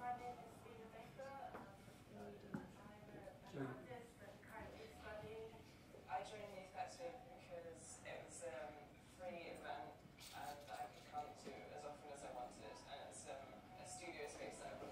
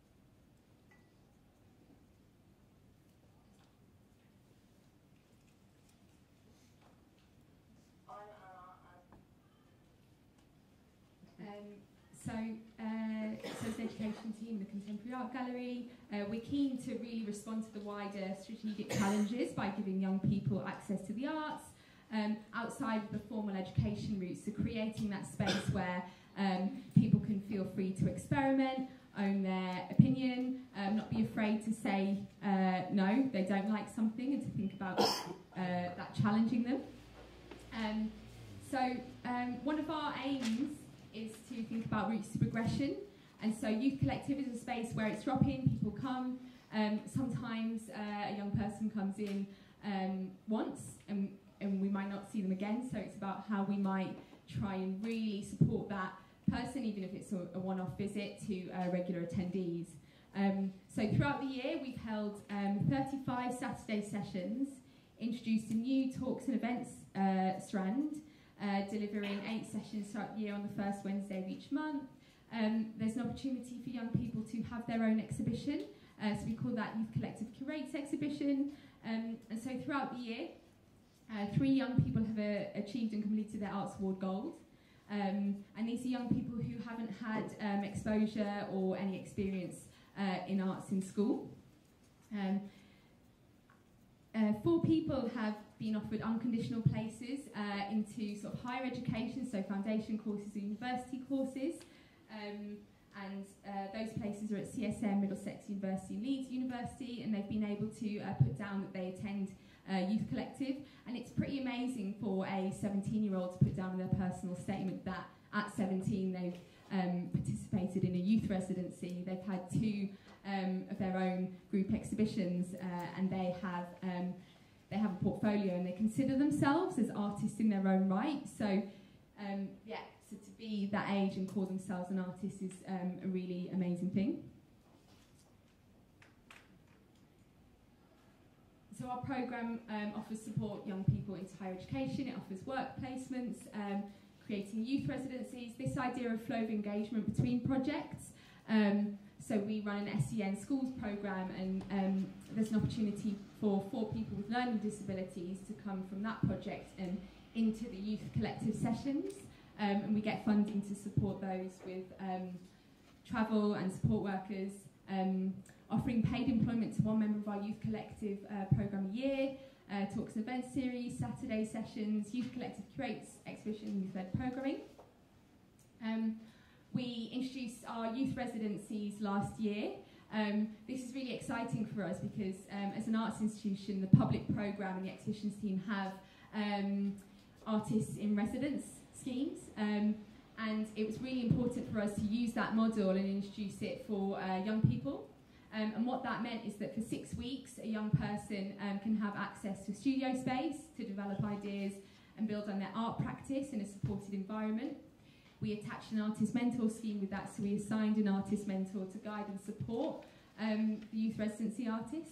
Staff mentoring, so it meant that our exhibition curators and other members of the team were able to go into the drawing studio and do studio visits. So it's really thinking about unpacking and demystifying what an artist practice is and does, and how you might become one in the future and build on that. And we gave them a budget to spend on their materials, so we gave them £250 for 6 weeks, and we offered support in terms of how to spend it. But part of the youth residency is sort of learning how to research and where you might find materials and how you might source things, which is really integral to an artist practice. And then at the end of the 6 weeks, they had an opportunity to have their own showcase, so have an open studio and open the doors to the studio that they've been working in to show their work. It was really great because it coincided with Freeze Week, so a lot of Freeze attendees, a lot of fancy people came into the studio spaces, so they had that exposure, which was really brilliant. Each year, Youth Collective artists have an opportunity to exhibit their work in the artist studio. So it's really important that, so for 2 weeks of the year, they get to show their work, but they also get to curate their work. So that's the youth-led part. And what's really exciting is that this exhibition is on the same level as the other exhibitions that we have. So Youth Collective artists are seen in the same light. It's open to the general public. They are, general public are responsive to the Youth Collective artists and their work just as they are to the other exhibiting artists. So that democracy and that equality is really important at Camden. So, Talks Event Series. So, we found that the Youth Collective Sessions was really focused on making and how you might really think about a practice. And the Wednesday evening sessions is a response to the lack of, I suppose, exposure to professional development opportunities. So, thinking if you don't want to be an artist, and if you might not enjoy making, but you enjoy critical discussion and you want to use your skills in other ways. So this is about thinking and meeting other like-minded practitioners. Sorry, Amelia, I'm going to have to speed you up slightly. So I also just want to touch upon creating a learning framework. So it's important for us, working within a contemporary art gallery, that this idea between an artist, art and audience is really integral. So how you might do this and what we might consider is holding a space, so creating that trusting and safe environment, especially if a young person has never been to a contemporary art gallery before. It can be a bit scary. A commitment to dialogue, reflection and curiosity, a support for risk-taking, which is why we work with artists, creating an atmosphere within which participants move in, or other words, learn. And I just want to leave you with some considerations in terms of what a youth programme might look like in an art gallery. So critical making, don't overpromise. So a young person might come in and they want to do absolutely everything, but it's about being realistic, and it's about providing a toolkit for them to then go away and be independent and have the autonomy. Letting people find their own way, so not really imposing an idea onto what you think their work is. Co-creating, so by youth-led, it's all co-creating. It's not an artist telling a young person what to do. It's about how we can facilitate and how we can best support their vision, and then providing a hook, so thinking about making something exciting and fun.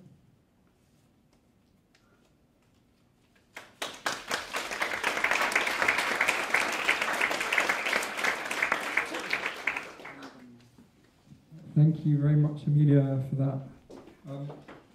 Our next speakers are Cameron Holloran and Troy Kabila, and they're both here to speak about the Young Poets at the Barbican programme. They were both members of the Barbican Young Poets, and Cameron finishing in 2016 and Troy finishing in 2018. They will talk about their experiences with this creative community and how their time spent there has really changed how they... Oh, I started reading. They will talk about their experiences with this creative community and how their time spent there has changed both perspectives on their craft and what it means to be a professional creative.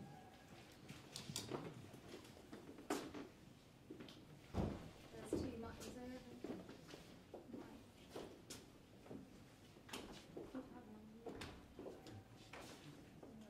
You might have to... Yeah, that's is fine. that right? Good afternoon, everybody. I'm Cameron Holloran, and Troy. Hi, I'm the guy. So we're both Barbican Young Poets, or BYP for short, is how we commonly refer to it. I think Troy's going to start us off by telling us about what that involves. So, Barbican Young Poets is, people always call it a workshop, but the founder is called, his name, Jacob Samuel Rose. He's an international poet and educator. And he refers to it as a creative community of poets who come together every other Wednesday from October till April. And then we just come together and read poems, write poems, edit each other's poems, and grow together within that 6 weeks of intensive workshops. And then at the end of it, we create an anthology and then have a showcase at the Barbican to present our work to people who might be interested. And yeah, I've done it for 2 years, and every year, the 2 years I've done it, it's been very different, but it's been very learning for me. And yeah. Yes, I think what was interesting is, so Troy and I never did the programme at the same time. There was, I think, a year gap in between us doing it. But what was really interesting is in discussing putting this presentation together, a lot of the things that we felt we got out of the programme when we went and spoke to Jacob about it were things that he had very deliberately built into it, and he was happy that was our response to it.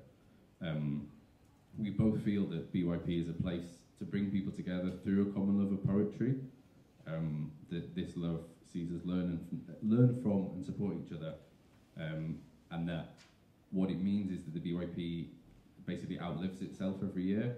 It's now on for its 10th iteration, so there's been 10 cohorts of poets. I was on it for 3 years. Troy, as he just said, he was on it for 2. But I have relationships with poets from who were on the very first program, and sort of it's a really big family. That once you're sort of in it, you're in it. So I've aged out of the sort of the age limit for the program, which is 14-25. But there's a very robust alumni system where we share opportunities with each other. So the being on the project is unpaid. So you're doing the workshops, you're developing as a poet. But the idea is that this will give you the skills and confidence that you need to then go on and find paid opportunities. So Troy's going to tell us about how he got involved with the project, and then I'll tell you how I got involved with it. Cool. So I found out about the Barbican Young Poets through the Young Poets Network, which is a younger sister branch to the Poetry Society, and I joined the newsletter about 5 years ago. And I remember coming out of college and deciding to go to university because of visa paperwork. I can't get a loan and stuff like that. So I decided to pursue poetry, and I found the newsletter for the program, and I applied for 2014 and didn't get it until 2016 because it's an intensive program, so they make you do the application form and then a recruitment evening so Jacob can find out more about you, not just as a writer but as someone who can work within a group dynamic. So I got in at 2016 and then did it again the next year. So I came in from outside of the poetry community in London and just jumped right into it, and then not knowing anything, and then coming out and be like, okay, I came in not calling myself a poet. I call myself a literary artist. I think I was afraid of the term poet at the time because I'm not a poet. But then afterward, it's like,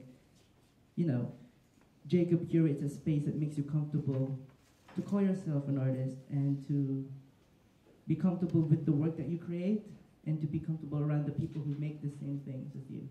And then that makes you a better artist at the end of the day. So I similarly came from sort of outside of London. I've been doing poetry, performing it publicly for about a decade now. So I started up in Manchester, and literally just about to get started, the Conservative government came in and made a load of cuts, and within the space of about 5-6 months, a lot of the venues where I was performing sort of closed down. A lot of these opportunities have sort of stopped. I moved to London for university, but the scene here was very alien. It wasn't like the scene that I'd sort of seen in Manchester. And I was sort of on the verge of giving up poetry, and it was someone that I was at university with, Emily Harrison. She was on Barbican Poets, and she said, just apply. It might be a thing that gets you back into poetry. So I applied, and I like Troy, I didn't get on the first time I applied, but there was a scheme in place where they invited someone to come and assist the assistant producer of the program, which basically involved me sort of doing like photocopying and making the tea and coffee. But that was really great because it meant that I got to see all the stuff that was happening behind the program in order to make it work. And then after that year, I reapplied and got on. So I did it for 2 years, and that got me back into poetry, and also has meant that I've been able to like build a career. I now get paid occasionally for poetry, but it's sort of something. And I without Barbican Poets, I don't know if I would have seen that was an opportunity that was available to me. So Troy's going to talk a bit more about things that we've learned from the program specifically. So this is our first time working actually together, and we met up a few weeks ago, and it's so funny because we never did the program together. He did it 2016, I did it the following year, and when we describe the program, we're essentially saying the same thing over and over again, which is basically, I learned more about being a person and a producer and being part of a team rather than being a poet. I mean, I learned all about writing, of course, but I learned more about just people in general. learning more about how to be part of a group dynamic, and you know, there's a heightened sense of empathy that I've learned towards my peers and Jacob. I don't know if this is oversharing, but like I came in and like a lot of people be like, I had an episode of anxiety today, and I'm like, what's that? I mean, you know, like I know what anxiety means, but to have it like in front of you is like, oh, I don't know what that means. And I had to learn how to navigate towards these concepts, and then I realized more about myself. And thanks to Barbican, I learned a lot, I got to meet a lot of amazing artists within my own caliber, and then we collaborate and make poetry nights and make anthologies of our own. You know, and also just there's a level of professionalism that is required to be had in this program, and then I learned that as well through, you know, coming in every other Wednesday at 6 p.m. sharp from West London. So, yeah. There you go. Yeah, that's what I learned. What did you learn, Cameron? Yeah, so I think very similar to Troy.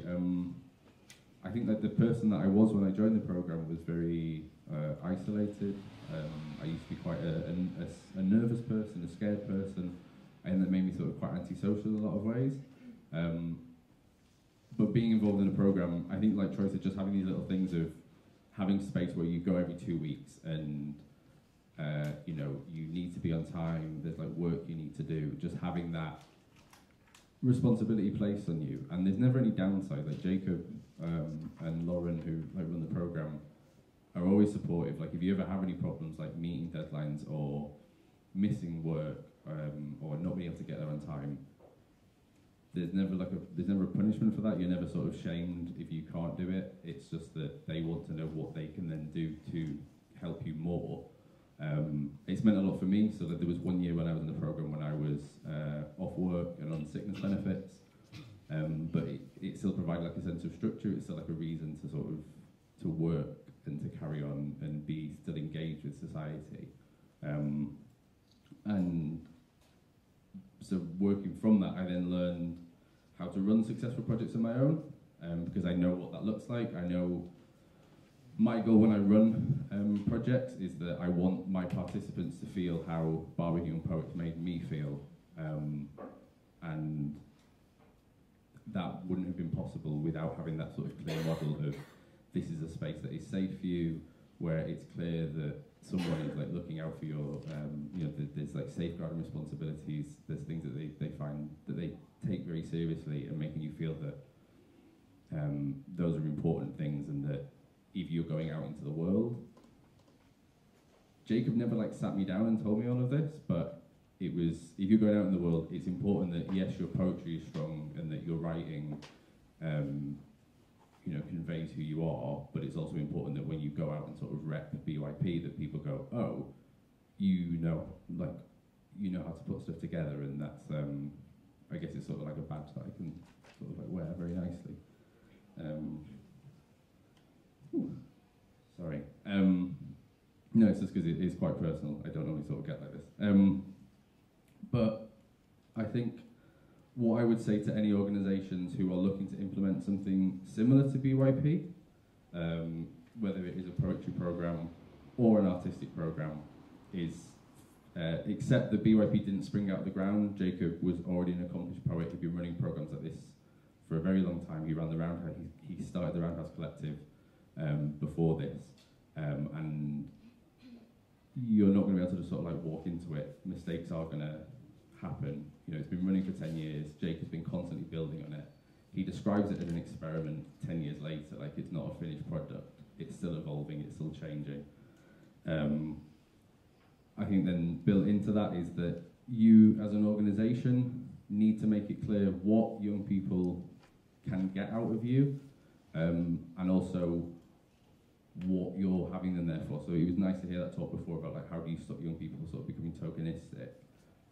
You know, BYP is very clear saying you will learn these things, you will learn how to sort of like hone your craft, you'll learn how, you know, you'll be given performance opportunities, and these are all sort of like very clearly marked out. And I think that as an organisation, presenting young people with that framework and that structure, it definitely made me feel a lot more secure in applying, and I think you need to have that and never feel that structure limits creativity. You should always it's not going to get you into trouble. If there's a very, I mean, some of Jacob's plans and that I've incorporated, these sessions are sort of down to the last minute of like what it's going to look like and what that involves. And I think Troy's going to say a bit more about what he thinks organisations should do. So, you know, I think we were just joking about this a few weeks ago. Every time we're in a workshop situation, we're always thinking, what would Jacob do? And we're always mildly disappointed. You know, being part of the program has really set our expectations really high. Just because Jacob has been amazing, like I call him my uncle at this point, like he's just been really amazing. Just from him, I would suggest, you know, if you want to create a program specific to a specific art form, I would suggest hiring a facilitator that, first and foremost, loves what they do. You know, Jacob, I remember someone told me, Jacob doesn't do what he does. Not a lot of people do what he does, in the sense that he does check up on us, or ask us, like, how's your day doing, or he chases up, like, weeks after the deadlines for the poems in anthology, goes, where's the poem? Like, I remember one time he called me, I was outside with my friends, he was like, so, this last line in your poem, can we edit it? And they're just like, okay, but I'm in the middle of traffic. He goes, yeah, but, you know, we're gonna have this conversation now, get it done. You know, like, there's a lot of care that I maybe in a way took for granted, because I thought that was part of the job description, but then people would tell me, like, no one else does that, it's just Jacob. So if you want to have a successful program, just have someone who cares more than they should, I suppose. I would say as well, from a recruitment side, I would say not only find people who who is willing to work on the craft, but it's also someone who will work well with other people. There's been a conversation that we had during the planning of this process where, you know, I'm not one of the most extroverted people. And then I had to ask Jacob actually after my first year, because what was it wrong about me? Like, why did you not accept me for 3 years straight? It was just like, I just had to wait for you to be a little bit stronger, because there was a certain quality about you that I needed for you to just hone in. And when you were ready, it was going to plunk me back into the program. And then, yeah, just, you know, just make sure that you find people who's got a lot of team dynamic, and someone who cares about your well-being and your, you know, level of ambition.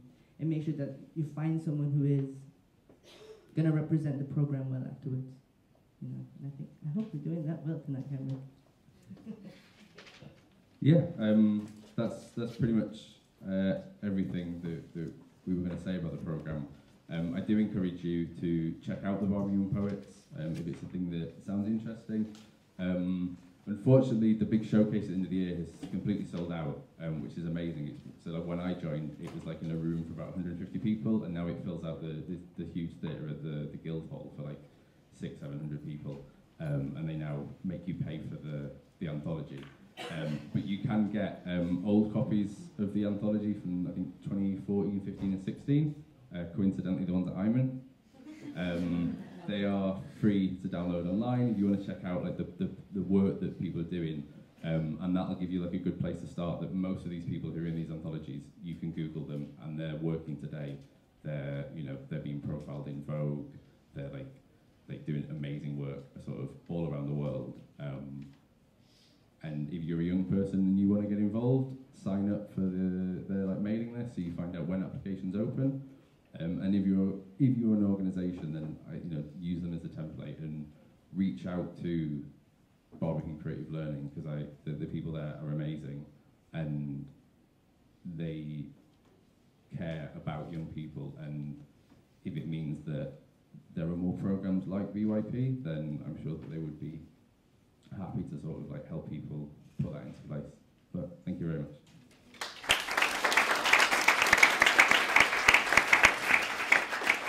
Thank you very much, guys. So our last speakers of the day are going to be Gwen Ramsey and Oscar Noletas. They are both from the Wallace Youth at the Wallace Collection. As part of Young Curators, a partnership with St Vincent's Roman Catholic Primary School, Oscar and his fellow young curators prepared and delivered tours and takeover days at the Wallace Collection. Joined by Gwen Ramsey, the Senior Schools Officer, they will discuss how the bi-weekly Wallace Youth meetings for 14 to 19-year-olds provide advice and planning opportunities for young people at the Wallace Collection. Thank you. Hi there. Good afternoon. My name is Gwen. My name is Oscar. And it's my pleasure to be here today to talk to you about some of the programs at the Wallace Collection. I work there part-time on a number of programs. We are going into our third year of Outset, and we have a photography project that opens on Friday. That's a partnership with schools and will be on display for a year. But what I thought we would do is I'm going to ask Oscar a few questions and get to know about what he's worked on, the young people's programs he's worked on at the Wallace Collection. So Oscar, do you remember your first impressions of the Wallace Collection? Yes. So I joined Pipe by chance. I think it was because I was French, so I was developing my English a bit. And I joined in year 3 with St. Vincent's School. And we had this really nice lady called, we used to call her Miss Gardner Sharp. And so in year 3 I joined with another person. And we came in and it was really fun. We had books and we were with older boys and girls that had already done the thing, and they were really nice, and it was just a really welcoming atmosphere for the first time, and I wasn't really scared or anything. And the first week we were preparing for our first sort of curation tour that we do to parents and members of the public sometimes, and it was really a really fun first experience. So I decided to continue for like until now, really. Okay. So that was called the Young Curators program, isn't it? Yeah. Okay. So from Young Curators, what made you decide to join the Wallace Youth program? It was the same lady once again, Miss Gardner Sharp. She emailed me and she said that there was this youth program at the Wallace Collection, and that there were other friends from my old school that were coming there. And I thought it was a good opportunity to join them and to reunite with people that I maybe hadn't seen in a while. And I joined in year 8, I think, so I had a gap between year 6 and year 8 where I didn't go. And I hadn't been to the museum in a while, so it was fun to be able to go there and just be in a place which I was so familiar about, and just see these people that I hadn't seen before. And what made me stay there was the number of activities that we did every time. So every time we have different art activities, and also we get talks from curators which go around and we talk about the objects that are there. And it's even when it's something that you've probably done before, they always add something new, which is really nice to do, especially when you come to doing your own curated tours, where you can add those stuff in. And it's really fun to do those curated tours and just meet new people every time. And I also really like the fact that sometimes you might just have a new person that will come, and he might not stay for the next session, but he'll come and you'll have a discussion with him. And it's really relaxed, and you'll just do your own thing, whatever you want, depending on the topic, and you'll talk to him at the same time, and it'll be a nice time. Really relaxed, so you can just do your own thing and talk with him.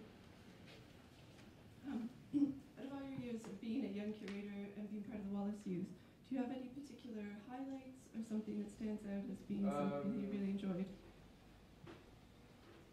What I really enjoyed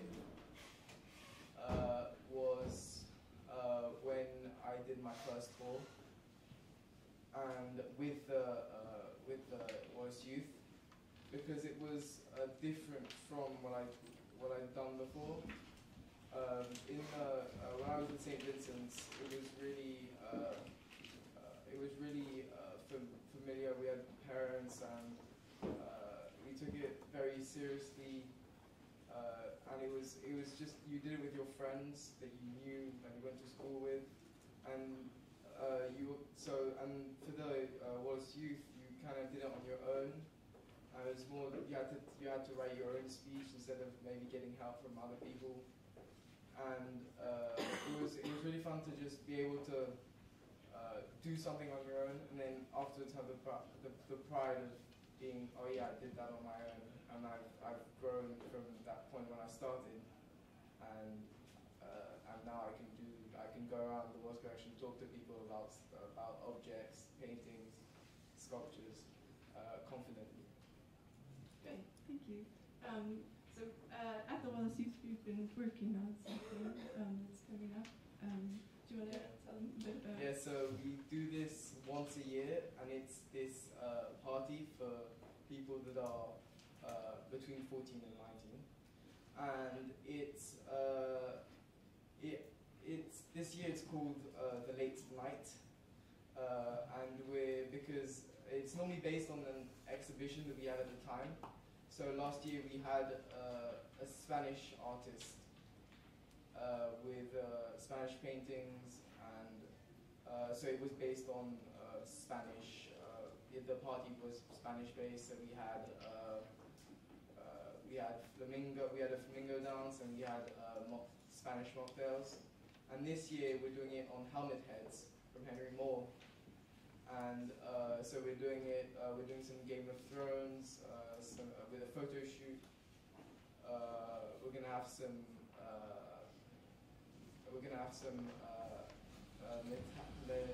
really like metallic, shiny decoration, and it's just an area where youth can come and maybe outside of the hours and we can talk and just really relax and do their own thing and take part in the activities that we like present. And yeah, it's just I think it's a good opportunity for young people to be able to come to the Wallace Collection, because it's not normally something where you see young people. So it's just inviting younger people to this place, which is yeah. Okay, thank you.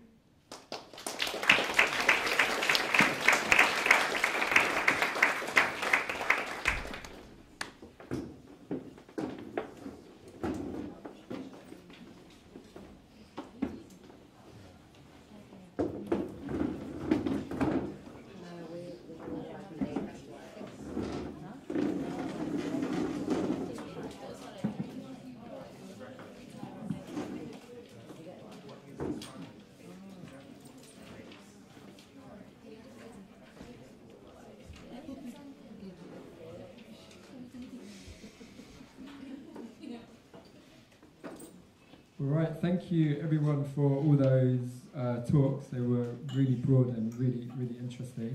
So now we're going into the discussion part of the talk again. Maybe to kick things off, we'll talk a bit about youth-led programming. And so maybe, Amelia, you could start. You mentioned that there was... you mentioned the exhibitions that your youth group puts on. So how do you ensure that there's a youth voice which is kind of leading the curation on those? And is that something that chimes well with management in the museum? So it's a big question, and it's also boils down to not being tokenistic and how we might create a framework or a platform for youth-led voice.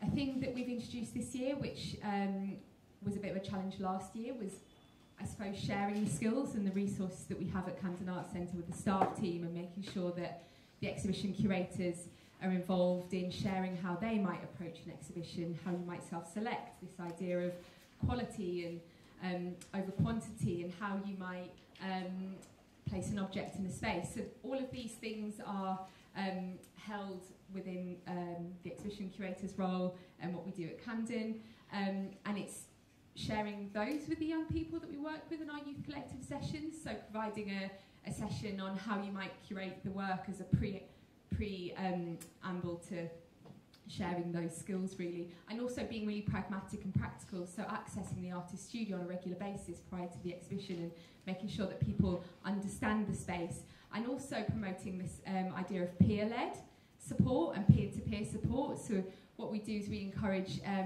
the Youth Collective Artists, which is a collective, so that's one of the main I suppose themes but provocations that we really try to embed within the programme, is that everybody needs to use each other and sees each other as their own network, because it's something that artists do in the real world, and it's just making sure that we embody that.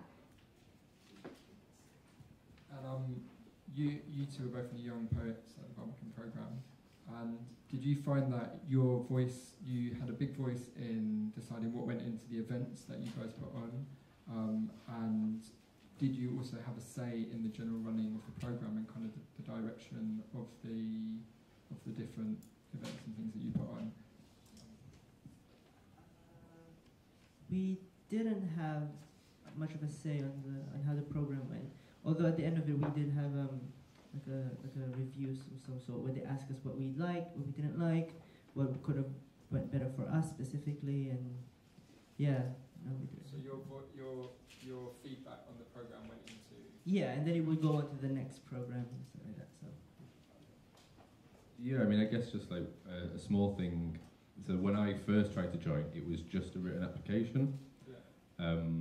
And numbers sort of swelled past the point where that was sort of feasible, and I think what a lot of people felt was that they weren't necessarily getting like a fair shot, like especially if you're not a page poet, doesn't matter like how much stuff you write, like it's not really the best representation of you.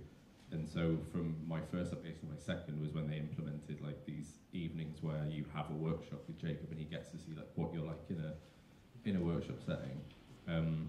In terms of the events, like quite a lot of it is sort of put forward by the Barbican, but then we're given a lot of freedom. So like, I did stuff in the Curve Gallery at Barbican. They have Walthamstow Garden Party that they run every year.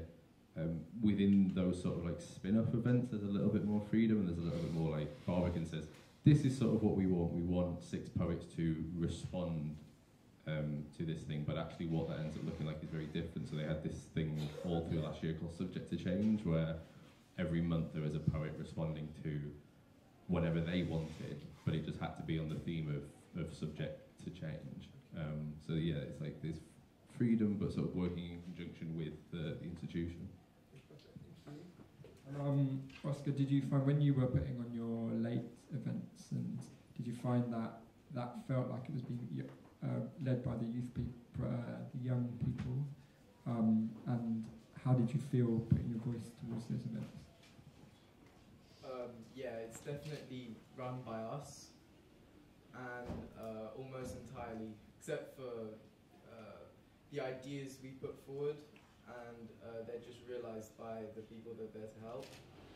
And I feel like it's great to be able to have our say in this, because it's kind of our event. And I really enjoyed working with other people on this event, especially because with the people that are going to be hosting the event and be there on the night. So yeah. Gwen, how does it feel within your organisation being an advocate of youth-led practice? Yeah, it's I'm really lucky to work at an organisation with people who are very supportive of the youth leading the programs. Everyone from the director to freelancers and the young people themselves are very keen and come along to all the talks and want to know what's going on, and will make time to come. Like the curators are happy to come and speak. The exhibition designer of the Henry Moore exhibition came and spoke about her process of designing the exhibition to them a few months ago.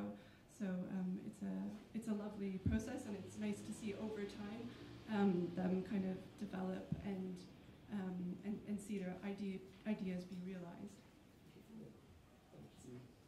I'm going to open it to the audience. People have got questions. Sorry, just to carry on with that question a little bit. Oscar, I'd be really intrigued to know what kind of activities you put on and for that late event, and what you found people enjoyed and what you enjoyed. And Last year, I wasn't here, but the activities that we had was, so we had an area in the creative art studio where you could do some drawing, some coloring in on templates that we had. I don't remember if they were on the topic of Spanish paintings, and we also last year gave a creative tour on the exhibition that was present there, and we had people that came in to do the flamingo dancing, which was really fun, and we normally have food related to that as well. And I think we had an artist that came in as well, just to help us improve on our art skills, and it's just a fun thing to do.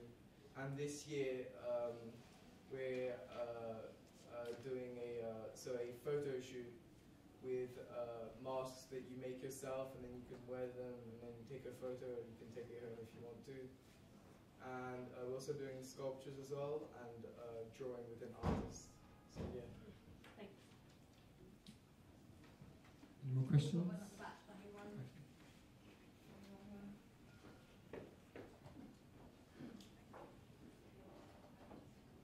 Hi, sorry, back. So question for the Barbican Young Poets. You both said that you applied a couple of times before getting in. I just wanted to kind of know, like, what kind of kept you motivated to apply again, and kept you interested in poetry, like, before you got onto the programme? And did you do anything else before you did that programme? Yes, I've been sort of doing like open mic nights in Manchester. I think that's sort of what kept me motivated. I had an easier way in than Troy, I think, is because I got offered this sort of like assistant place in the programme. But I do think that what they've also built into the programme, because it's very, a lot more people apply than there are places for, they've built in, like mailing lists and more opportunities throughout the year for people to get involved, to make sure that they don't lose interest, and to make sure that the message is never, you're not welcome here, it's not the place for you. It's always literally, there's only like 25 places, there's 300 applicants, 275 of you are going to be disappointed. So I applied in 2014, and I got rejected maybe, I think three times, and each time Jacob did say, I don't know if he's lying, but he did say that he remembers the work that I sent in, and then he did say there was a progress there. And like Cameron said, you not being part of the program that year doesn't mean you're any less of a writer. It just means you're not the kind of poet they're looking for in that specific cohort that year. So, and there's a level of tenacity that Jacob said was, I'm so glad you kept going. I'm so glad you kept applying, because that means you really want to be here. At that point, I had went to the showcase that Cameron was on, and I was like, oh, I really want to be a part of this. I really want to grow and develop myself as an artist and see these people and be a part of the community. And I'm so glad I did. Yeah. And I wanted to prove Jacob wrong. Yeah. Thank you. We've got a question at the front here. In terms of upskilling and young people producing and curating public-facing events and taking on leadership roles within the groups, what's the balance between upskilling and like unpaid labour when things are like public-facing? Start with that. I think it's such a big question that we need to unpack in a sort of a day's worth or a week's worth of conversations. But I think being very clear about the gives and the gets, and managing those expectations in that way. And if there is a fee, and if you do have funding, you need to pay people for their labour.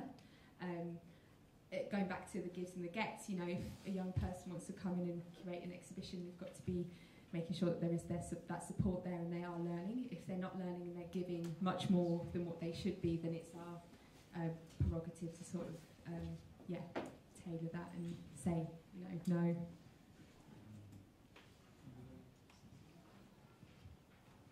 Yeah,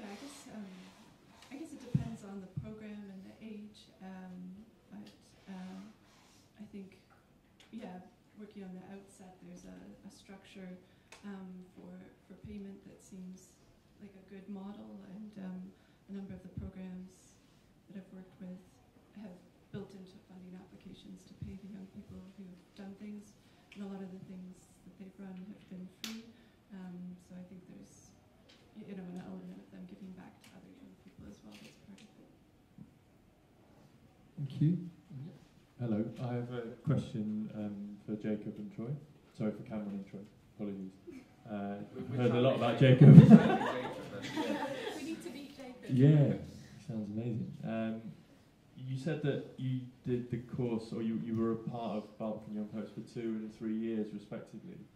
I'm quite interested in just hearing about how that happens and how you're able to sort of roll into the next year when it's such a sort of highly sought after opportunity, because that's kind of not what we've heard from other programs, which feel quite like segmented, and you do a year and then, you know, so that feels like a really positive thing to be given the time and space to roll into the next year if you want to. But it'd be nice to hear like how you were supported to do that. And then secondly, you mentioned like a really robust alumni sort of network. What does that actually look like, and how does that happen? Like, is it like a digital space that you share, or is it, you know, meetups, that sort of thing? Thank you. Yeah, so I'll just, should we do the 2 questions in order and then pass over? Yeah. So in terms of sort of like the rolling on support, those sort of conversations tend to happen like in the new year. So like the way that the program's set up is that you are, you're writing for the sort of first half of it. Then you're putting together like the stuff that you want to be in the anthology, the stuff that you want to be in the end of year performance, and that all starts to come together sort of after the Christmas break. And then you're leading up to this showcase and the launch of the anthology in March. So those sort of conversations with Jacob and whoever, is it Rachel Long this year, and it has been for a few years. He has an assistant poet. And yeah, he will have those conversations about what are your goals for the programme and what do you want to do to move forward.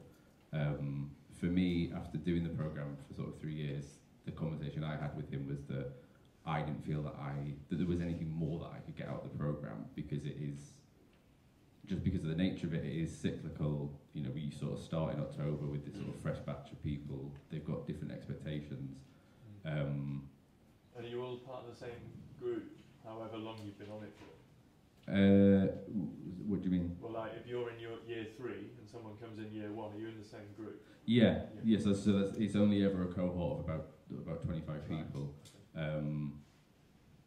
But yeah, so it depends on like, what you want to get out of it and what your options are. There are people who just do it for 1 year and move on.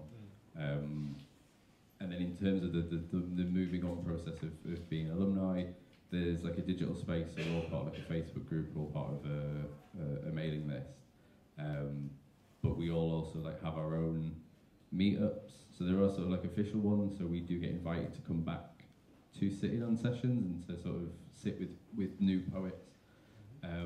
So there is that sense of, you know, I can go in and I can sit, you know, it's one thing for Jacob and Rachel to be sat there saying, oh, you can make a career out of this, but actually like it's really helpful to get people in and say, oh no, I am making a career out of this. And you know, I have like several projects going on, like Troy runs a poetry night, and there's these sort of real world spaces where we come together on our own time. Yeah, and can I just say, just chipping in there, that I found you two from, I wasn't a young poet, but from the alumni group. So it's just a really amazing way of actually just kind of extending different opportunities by people being like, oh, I'll ask the alumni group. And from my experience, just because you've done the program 1 year doesn't mean you're any more of a member, in the sense that if you do it the second year, you still have to go through the whole process of the application form. You still do the online application form, then you go to the recruitment evening, and then I'm not sure if it's like, I think it's still there's still a chance you still won't get in, because there's still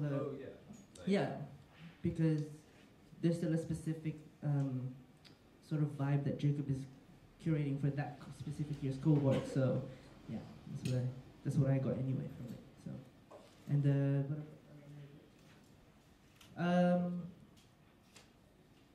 so yeah, there's like a lot of us, and there's like 200 of us, and there's this thing where Jacob says if there's 2 Barbican young poets in the room, there's a reunion. So we're right here right now, and I run my own poetry night every month, and I always most probably end up getting someone from the alumni list as one of the feature poets because I know of their work and the quality of their work, and there's a level of trust and camaraderie there. So, and I think that builds on to the family element of the alumni group because we keep on working together, collaborating and growing, and yeah, just making more things together. Yeah. I think we've got time for one more. Is there one more question? I'm sure.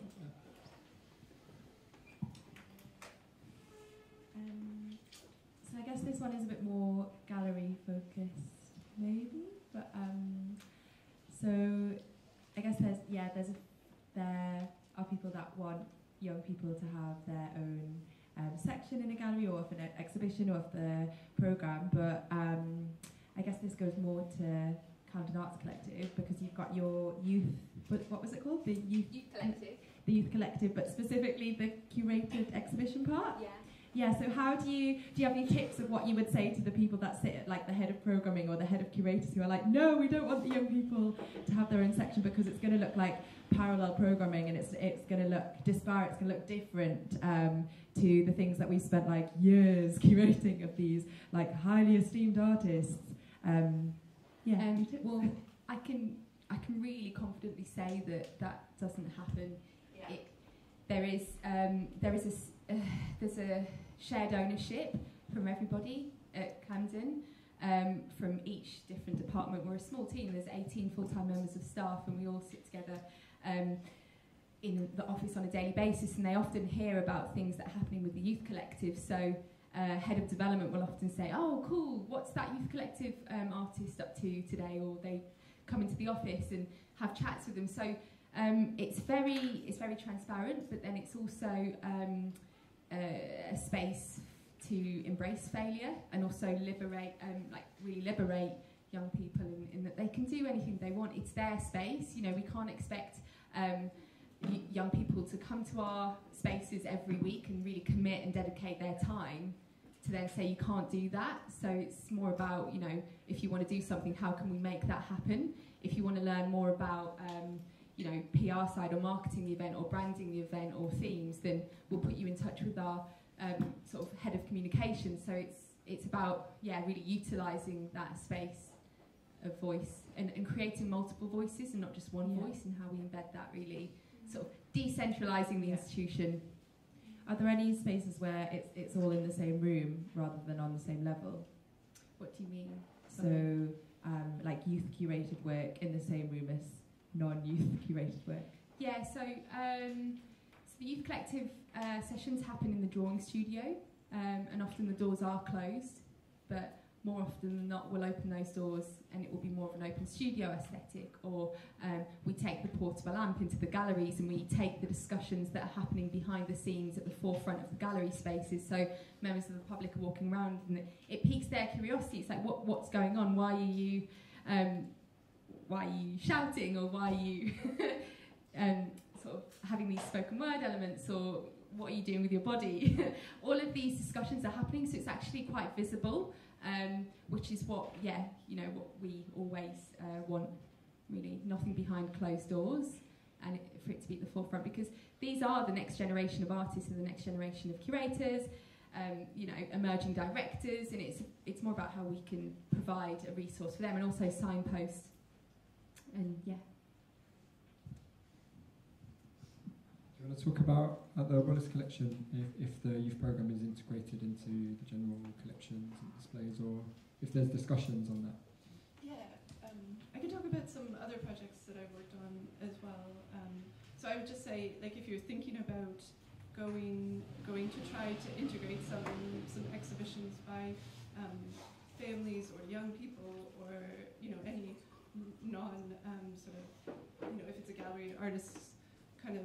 And integrating their kind of engagement or their work into an exhibition. I would just say one thing that I've come across that's quite useful is just making sure that before you start, that you find somebody in kind of the director level, a kind of mentor or a stakeholder who can advocate across the institution to help support you throughout the process, because you're going to hit a lot of hurdles. I organised a children's exhibition within an exhibition at the Royal Academy of Arts, which was quite challenging, but found that there was some support, and that really saw it through to a successful exhibition. So I would say get some support from the top at the beginning. Brilliant. Thank you. I think we're going to wrap it there, just to give a little bit of time just to mingle if you want to chat to people in the room. Thank you so much to all of the speakers. It's been really, really fascinating hearing some different case studies. And yeah, there's a lot of crossovers that we've seen today. There is a feedback form, which I would really appreciate if everyone just fills out really quickly. It's really important that we get your feedback on this so we can improve them for the future. So if you could just take a few minutes just to fill it out. And if you haven't got one, Ken's at the back. Can you just wave? Have you got any left? Yeah. Oh, okay, cool. Okay, and you grab them. Thank you so much. I think, thank you to all the speakers, and also a big thank you to Jolie for organising the whole event. I think pretty much on her own.